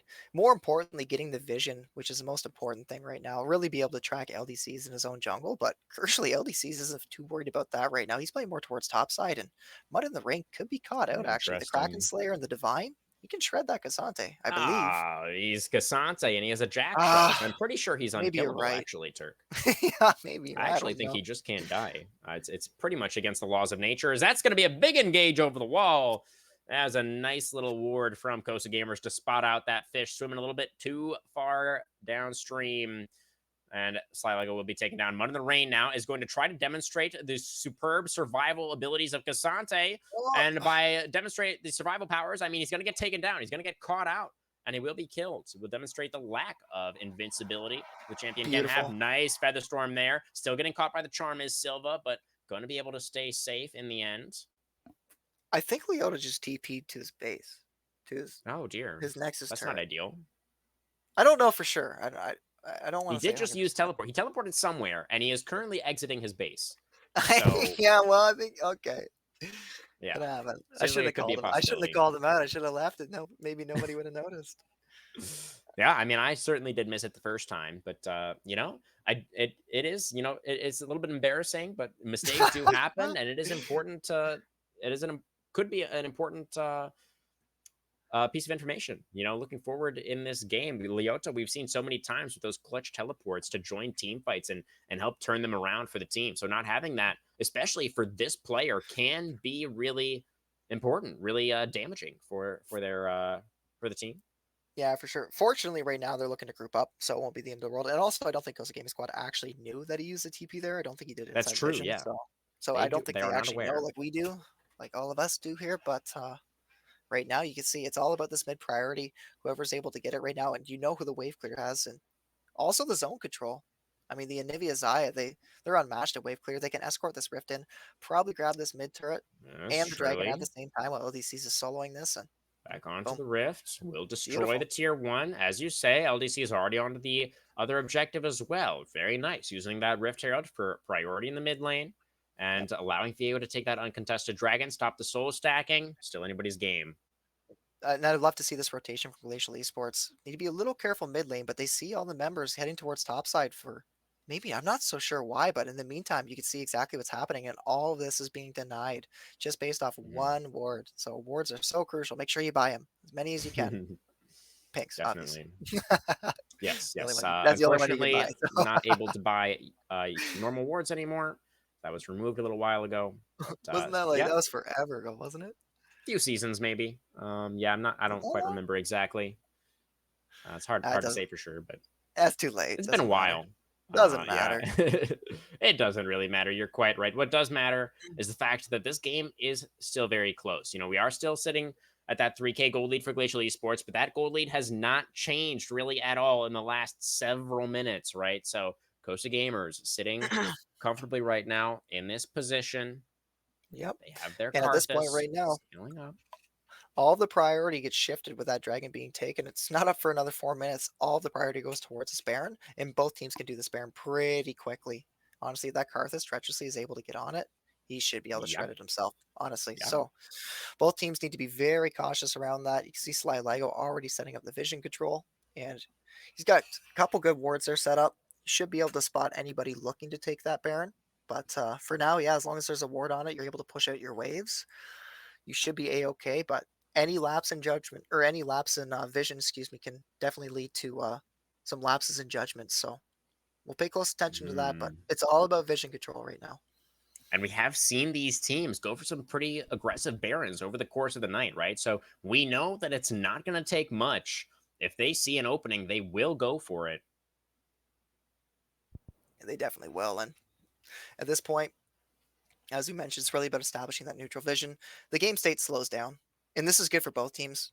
Both teams have win cons when it comes into the later game. Animal is one of them right now, trading on Leoto. And Mr. America's York just around the committed. corner too. A blast Oh, plant? that, No way. yeah, that's going to be a favorable blast plant for Leoto. Very Oh, tactical usage of the blast cone there. We're going to be able to utilize that to get to safety. mhm. And it looks like we just go back to clearing waves for now. LDC's is on vision though. Did use a sweeper. Doesn't have the second charge available now. And Mud in the Rain's quietly pushing towards his top turret. He's gonna grab it. It's a tier one top. Some extra gold for him, and that's nice to see.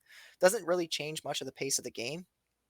However, Okay, that Kaiser, turret is going to if you go can down, find which means this. Kaitazor doesn't have very many defenses left in this area. He does have a jungler who is making his way Oh over, no. but that is going to be in the perfect position to catch Cassante. Oh, dodges away from the Heartbreaker. Not going to matter as Anivia had the egg form once again. Cassante only gets her into the egg, and now the tidal wave comes up, but it's not enough to keep slightly alive. Or is it? As the Aqua Prison also lands America Oh, with the Nimbus Strike coming back off cooldown. We'll be able to chase down that fish in the end. And now here's Leoto in the mid lane, calling upon the Forge God, sets up for the Spectrum Maw. The stun comes through, and they take down the Karthus. And that is a nice body for LDCs to be picking up. Definitely a this contentious skirmish here, 2-for-1 in favor of Glacial Esports. They're considering the Baron right now, Mr. America, this is unbeknownst on to vision them, right now, and behind that's right. enemy lines. And oh, you're quite right, Turk. There is a ward in that pit for Cosa Gamers. Wukong doesn't have the ultimate, but does, of course, have the smite. Here he comes. He's looking for Oh, the something, the TP. Nimbus Strike, to create a little bit of space, try and be a little bit of a distraction, but he gets cut down. The Featherstorm is still available for Silva, and now Gwen diving in Oh, to try and follow up, but she's not going to be able to make it happen. And the man advantage was enough for the side of Glacial Esports. They clean up in the team fight. They get the Baron, and they're finally able to open up this game 5. the zone control is so much from both carries. The Anivia and the Zayat is so difficult. If you end up funneling single file, like what ended up happening with CGS right there, you can see what happens. And oh, the feather or the blade collar comes through and just absolutely shreds three members at the same time. The Anivia ults on top of everybody as well, and you're in a tough spot, unfortunately. And that's really off a nice pick coming in from an overextension on Mud in the Rain. Yeah, I mean, I do think that if Wukong had Cyclone for that fight, Oh, for could have sure, been very for different, sure. right? But there was just a little bit too much used by the Costa Gamers in the last skirmish. They weren't willing to give up the Baron, despite being in a little bit of a difficult position there. It ended up costing them a lot more. Yeah. Now, good news, right? Costa Gaming Squad, you still have a win con right now. You're on soul point if you get this next dragon. You see LDC's up towards that top side, so you know he's going to be a little late to this dragon. And if you're able to walk in, get this vision set up, crucially, it's difficult to push the wave into the Barons. So I think they're going to be able to get away with this. Glacial Esports is going to be perfectly fine to relax, and we'll see if they want to be able to walk in here. It's going to be a little challenging. They have to be This is kind of careful. scary. Yeah. Yeah, if you lose a fight while you have the Baron buff, then you lose so much of that advantage that you just gained for yourself. But if you win the fight, then you pretty much take full control over the game. So it looks like this is going to be the angle that they are Animal looking for. spotted. Pretty much all of these ultimates back off cooldown. Still a few seconds on the Feather Storm for Silva. Definitely keep your eyes on that one. Pretty much everything available on the side of Cosa Gamers. Cassante getting engaged on. Surviving for now as the Cyclone is committed Oh, by Wukong. Gets straight into the backline, gets the knockup onto 3, shuts down the Zaya Silva, not able to get the Treachery still Featherstorm alive. in time, but the Viego LDCs getting the resets, looking Leoto? to clean up eventually in the fight. It's only Mud and Unless that are still alive, and the Heartbreaker forward. Oh, but it's maybe a little bit too over eager, not able Still to has burst down. GA. Oh, he does get the Oh, Rakan. Oh, no. it's LDCs going legendary here in this game 5 after carrying the team in game 4. He's looking to do it again. 12, 2, and 6 on the Viego. The man can't miss, crewman. 12 and Unbelievable. 2. 12 Actually, and that wasn't 2. even close. He had GA. Nope. That's right. It was not even He literally close. had GA. They never kill, and it's unfortunate. It's deceiving. You almost think you can, but yeah, with that GA, it's 100%. I think LDC's even had the flash too. So goes to show you just the game state right now, and LDC's piloting the Viego arguably better than the Graves. I mean, the Like Graves was pretty good, Turk. Yeah. the The The Viego, Graves was also good. great, but the Viego, like I don't know. I don't know. It's just LDC's is he's playing extremely well at this point in time. He's definitely in the zone, and seems like no matter what carry, the guy can play a ton of different champions. It's really difficult to be able to ban him out. And Yeah. I think it's a good adaptation here from Glacial Esports. Firmly in the lead right now, sitting about 9K gold lead here. 25 minutes in, you can see them starting to push towards this top side. A little split on the map though. They need to be a tiny bit careful, but fortunately the two members top side, they have mid push coming in here too. And also, Unless and Mr. America are spotted on that ward, so the ping's coming in top side. It's a good heads up play from Glacial Esports. They're going to play for this, and Leota wisely backing off has the ultimate for wave clear if he needs. Yes, absolutely. Leoto looking to hold down the fort in the bottom lane, defending the tier 2, while the rest of the team pushing in the top side. LDCs has gone back to base. The grand entrance dodged away from by Leoto as he's searing charges towards safety. Not able to defend the turret, though, but giving up the tier 2 Uh-oh. for a tier 3 seems like a worthwhile trade. And now LDCs is here to look for the Wow. counter attack. Stun comes through, and the Gwen goes down. LDCs goes legendary again. Leota's actually nuts. He dashed into the Gwen W to be able to get the knock up with the ult. Absolutely insane. Absolutely just nutty player. And Oh, he's so gonna force Silva, forward apparently. Mud. Oh, that is he actually playing Cassante or is he playing a different champion? Because that looks like Cassante almost died. And that's not what I'm used to seeing. He did almost die. I don't know Wow, that's kind what of else to crazy. say. He's getting shredded. Then the Merc treads, just the Merc treads. I mean, that's not even the reason at this point. It's just the gold is definitely there. You could see it, but yeah, the Cassante is not the front line that CGS need. Not at this point. Breaking into the base now. Are Glacial Esports able to destroy that mid lane inhibitor? They have extended their gold lead significantly, Turk, up to almost 10K now on the scoreboard. And they are feeling pretty in control of this last game. Gonna have to be some kind of crazy team fight if Cosa gamers want to get back in it. Yeah, I mean, Cosa game, maybe you can look for a split push with Animal. Start setting up on a side lane. You have TP advantage if you're tracking that. You might know that. Recognize that Leota doesn't have his TP, so you have maybe about a minute, minute and a half timer to be able to look for something. But that's a far stretch, to be honest. I don't know exactly how you handle it. I know for sure that you need to get the priority in mid wave, and you need to be able to push that out. The only problem is you're working against super minions, so the map itself is in a dire state for CGS right now. You can see some of the wards coming in are nice for CGS, but they're not really on that Baron itself, which is the most important thing. At this point right now, it seems like GEB, they're going to be able to walk right past the wards that have been set up for CGS, play towards this river, basically with no vision at all, and really just choke them out at this point. And if they're able to just bounce wave after wave, mid wave, and then rotate the top, push that out too, inevitably they're just going to strangle the side of CGS. They won't be able to deal with it, and they're going to either have to choose between giving up CS, risking turrets being taken on their Nexus, or contest the Baron. It's a tricky spot.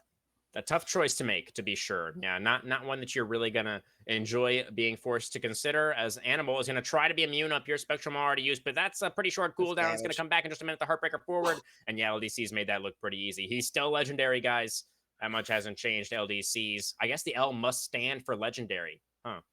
It It's must. Mud in the Rain trying to make something happen in this bottom lane, but Leoto is just an immovable object on this. Or just look at that health bar. Just a couple of brick walls pressed up against one another down here. Baron has been started on the other side of the map. Spectator camera is really trolling us right now, showing us this 1v1 between these two unkillable champions. The Baron is being taken. Requiem being channeled by treacherously as well from the base. Looking to get a little bit of damage down, looking to soften up some of these guys for a potential steal attempt, but Kite Azur and Sly Oh, the Lego doing damage. such a great job of zoning away the enemy jungler. Mr. America not able to get into that Baron pit. The smite is good from LDCs, and there goes the jungler as well as Kite Azur. The zone control and the power of the Anivia at this point in the game is just too much. America not able to get away. So the Baron and 1-for-1 as we near the 30-minute mark. Comfort is king. Kaizura loves his Anivia. In the right opportunity, when he gets a chance to be able to pilot the champion, you can see exactly what he could do. And I mentioned it before, the zone control is there, and Mud in the Rain, I don't know, man. I don't know, buddy. It's not I looking don't good. know. He takes another turret shot there. He's regenerating a bunch of HP, and Oh, Zaya's not going to be willing to continue chasing down that Cassante for any longer because the dragon is arrived and he is not running away. He's standing and fighting, and that's not going to end well for him. Third consecutive Mound Dragon locked down by LDCs and the rest of Glacial Esports. Now, looking to close things out from here. Leoto level 16 on the Ornn. LDC's level 18 on the Viego. 17 for the Anivia as well. They have all the power that they need on the side of Glacial Esports to try and close things out. LDCs does not need minions. He does not care. Does not care. He does not care Nope. even a little bit. He's going to take that turret. There's nothing you can do about it. And he knows. He knows there's nothing you can do about it. How is this next turret take going to go, though? That is really going to be the key question as the tidal wave comes out over the wall. The turret is not going to survive.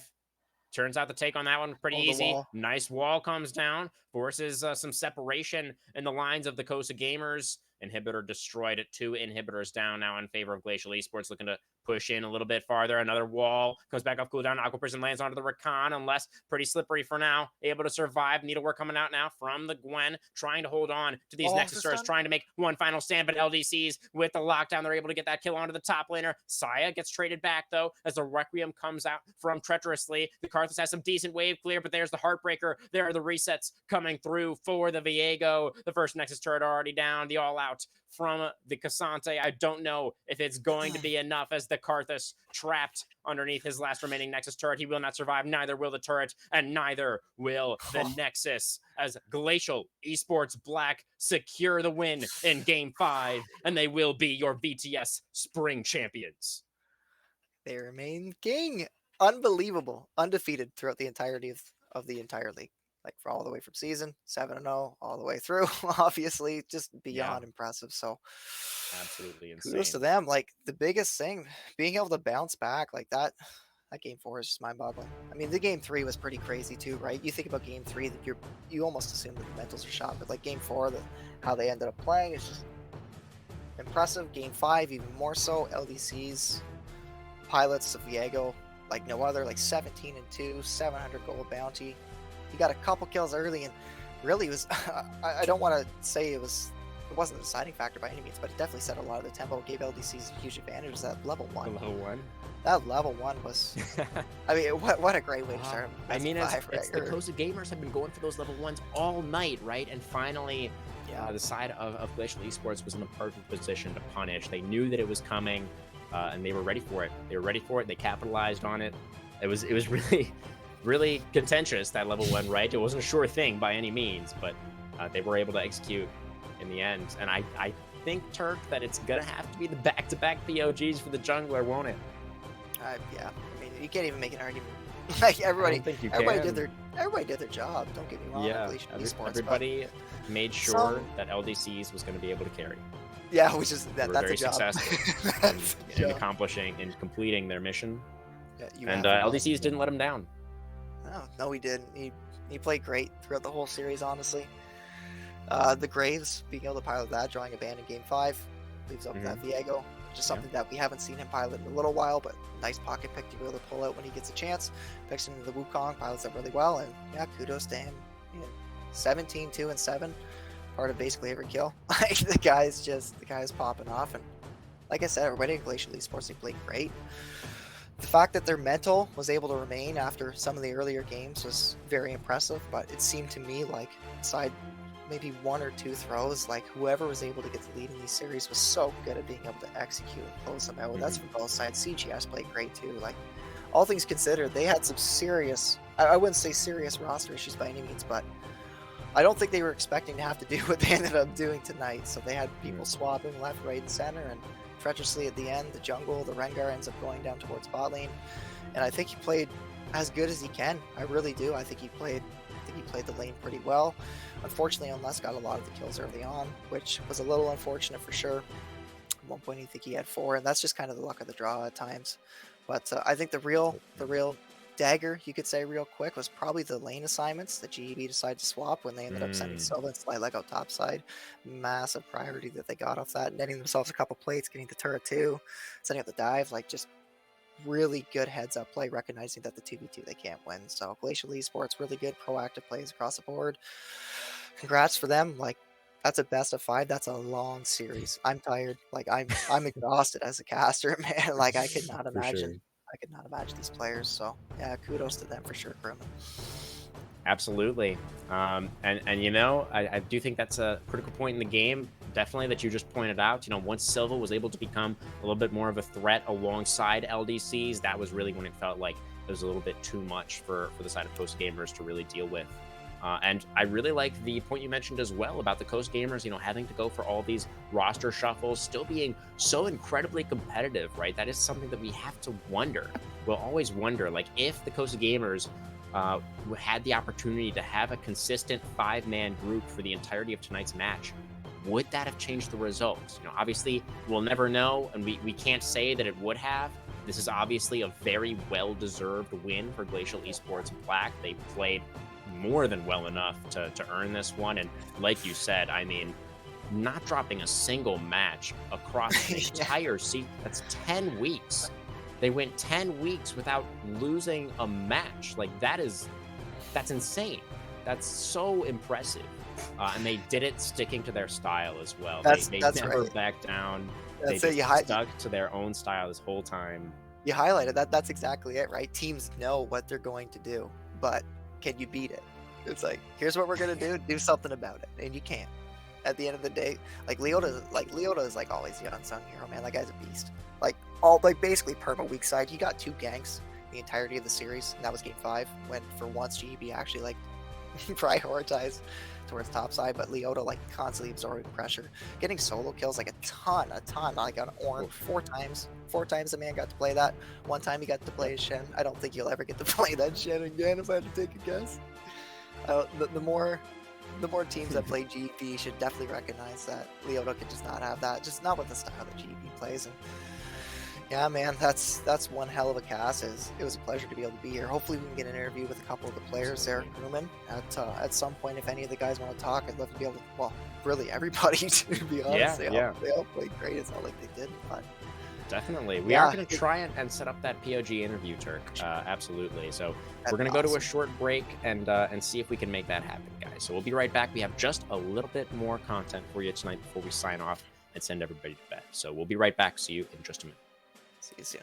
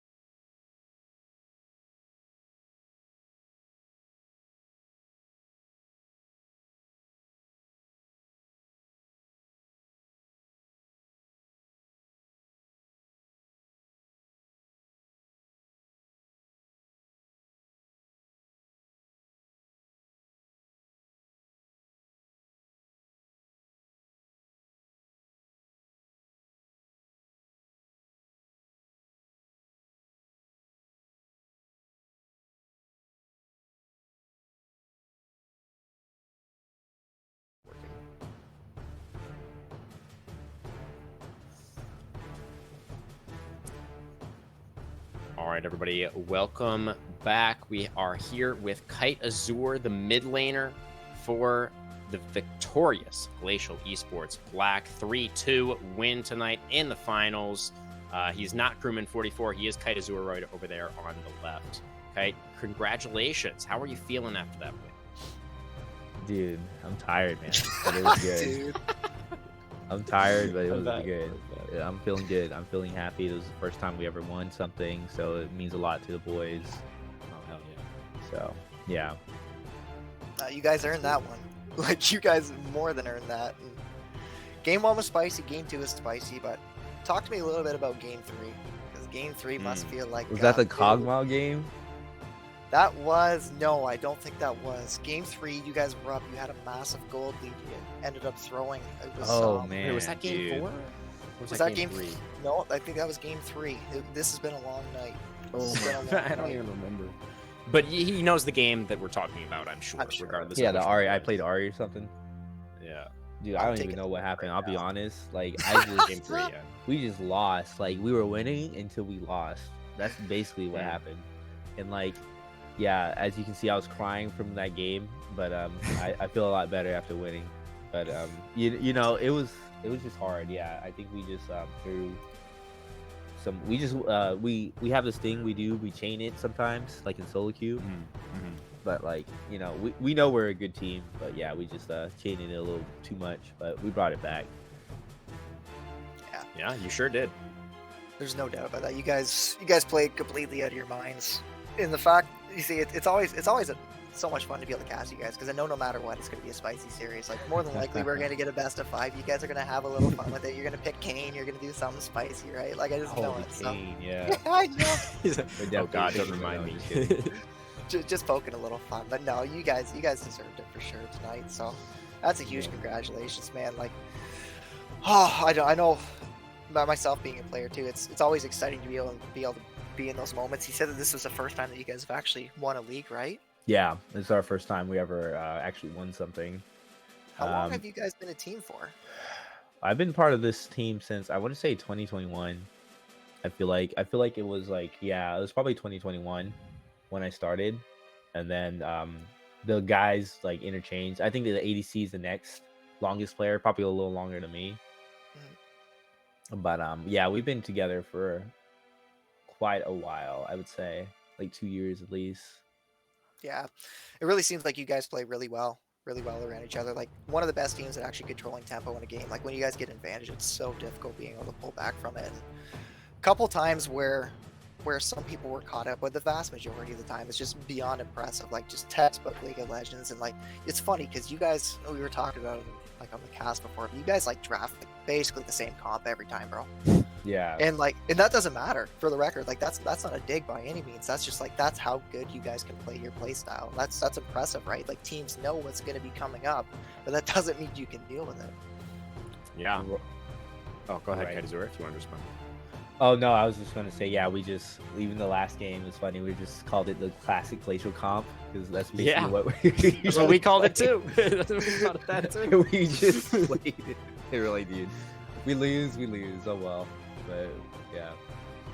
That's Well, all right, you guys. certainly had to work for it. You know, obviously tonight ended up being a pretty long night.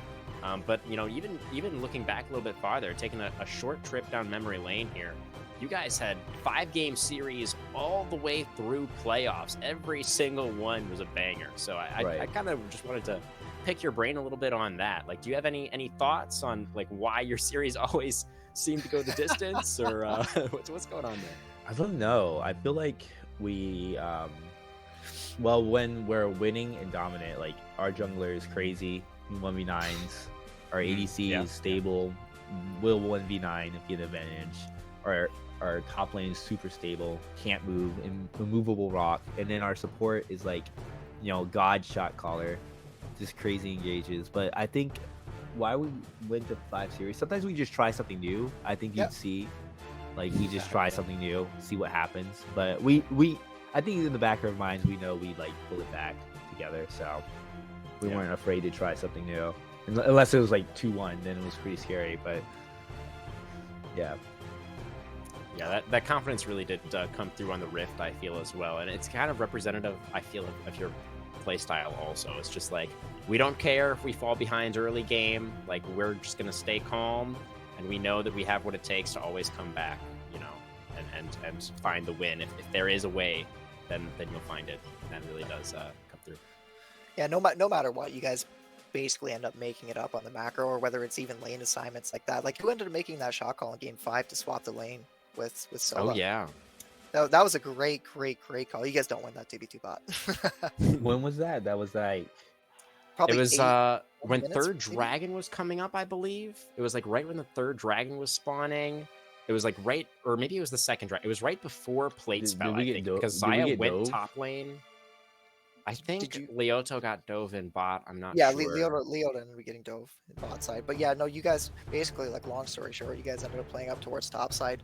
You sent Silva and you ended up sending Sly Lego towards top. You just basically got them right out of bot lane because they were getting punished over and over from the Rakan and the Karthus. Like, if the knockup lands, it's so difficult to be able to get out of that, especially with Glacial. So no, you guys swapped. You just ended up getting a couple plates up top side. You got first brick too, so first turret. And long story short, you went from like negative gold, about like 1,000 gold down on Zaya, all the way up to like 400 gold ahead. So this really quick swing. So I guess really my question wasn't so much about who made that call. It's just more about, you mentioned earlier that your main shot caller is of course the support, right? Sly Legos.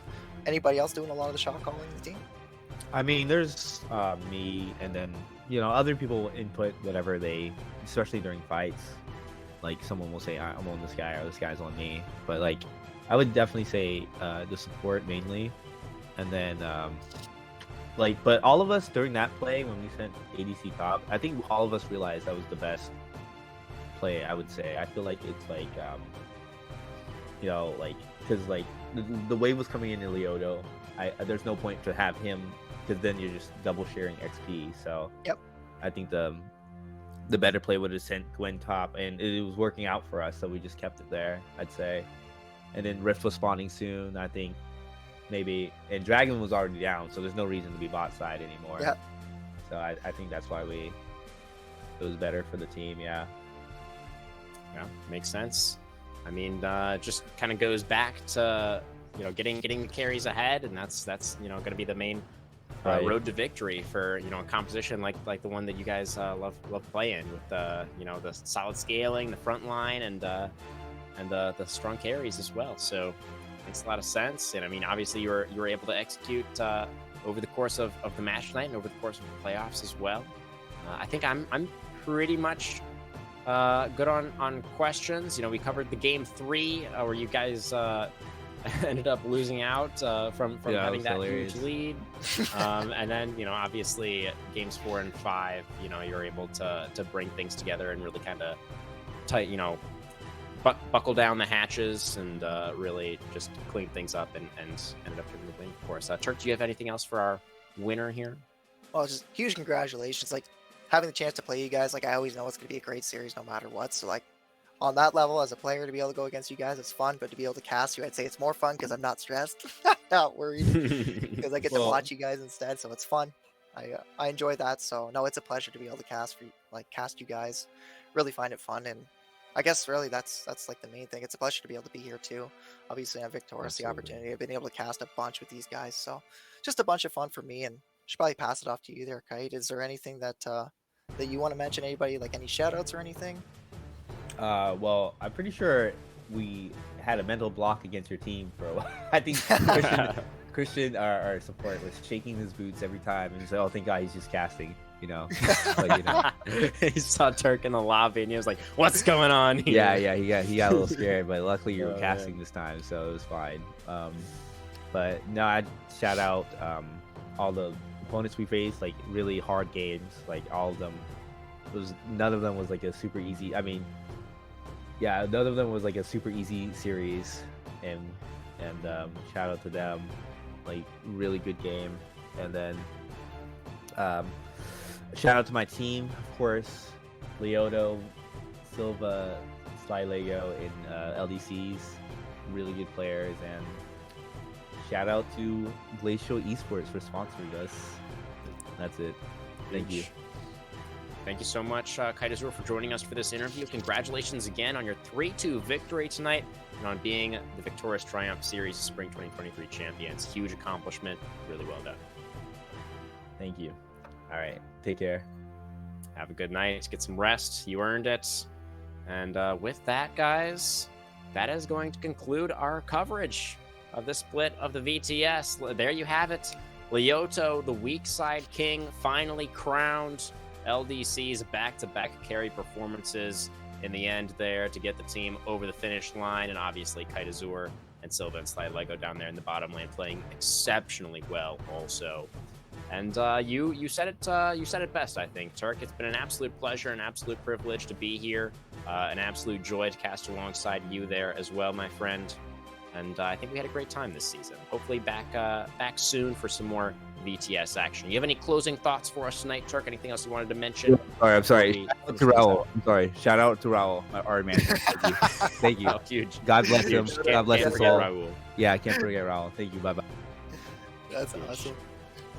I guess just this closing remarks, I'll kind of sum up what I mentioned there. As I said, it's a pleasure to be able to cast for Victorious and work with Bounty. It's great. Like, at the end of the day, I get to come on Outcast League of Legends, so if I'm not playing, I get to be able to cast, and at least I'm still within the scene and get to see a bunch of the upcoming like players and the talent. You can really see what teams are capable of. You heard Kaitazur talk about it during the interview itself, but like 2 years that those guys have been basically playing together, like that's a long time to be developing the skills, and they really show, and it's exciting. Like, that much always gets me going. So yeah, it's a pleasure to be able to be here. Definitely thanks for everybody involved, all the hard work, especially you crewmen doing all the producing, the casting. Like, you kill it, man. I think you do a great job. So I try. Yeah, it's like all in all, huge fan, like, love it. So just a pleasure to be able to be here, and I'll pass it back to you. Absolutely.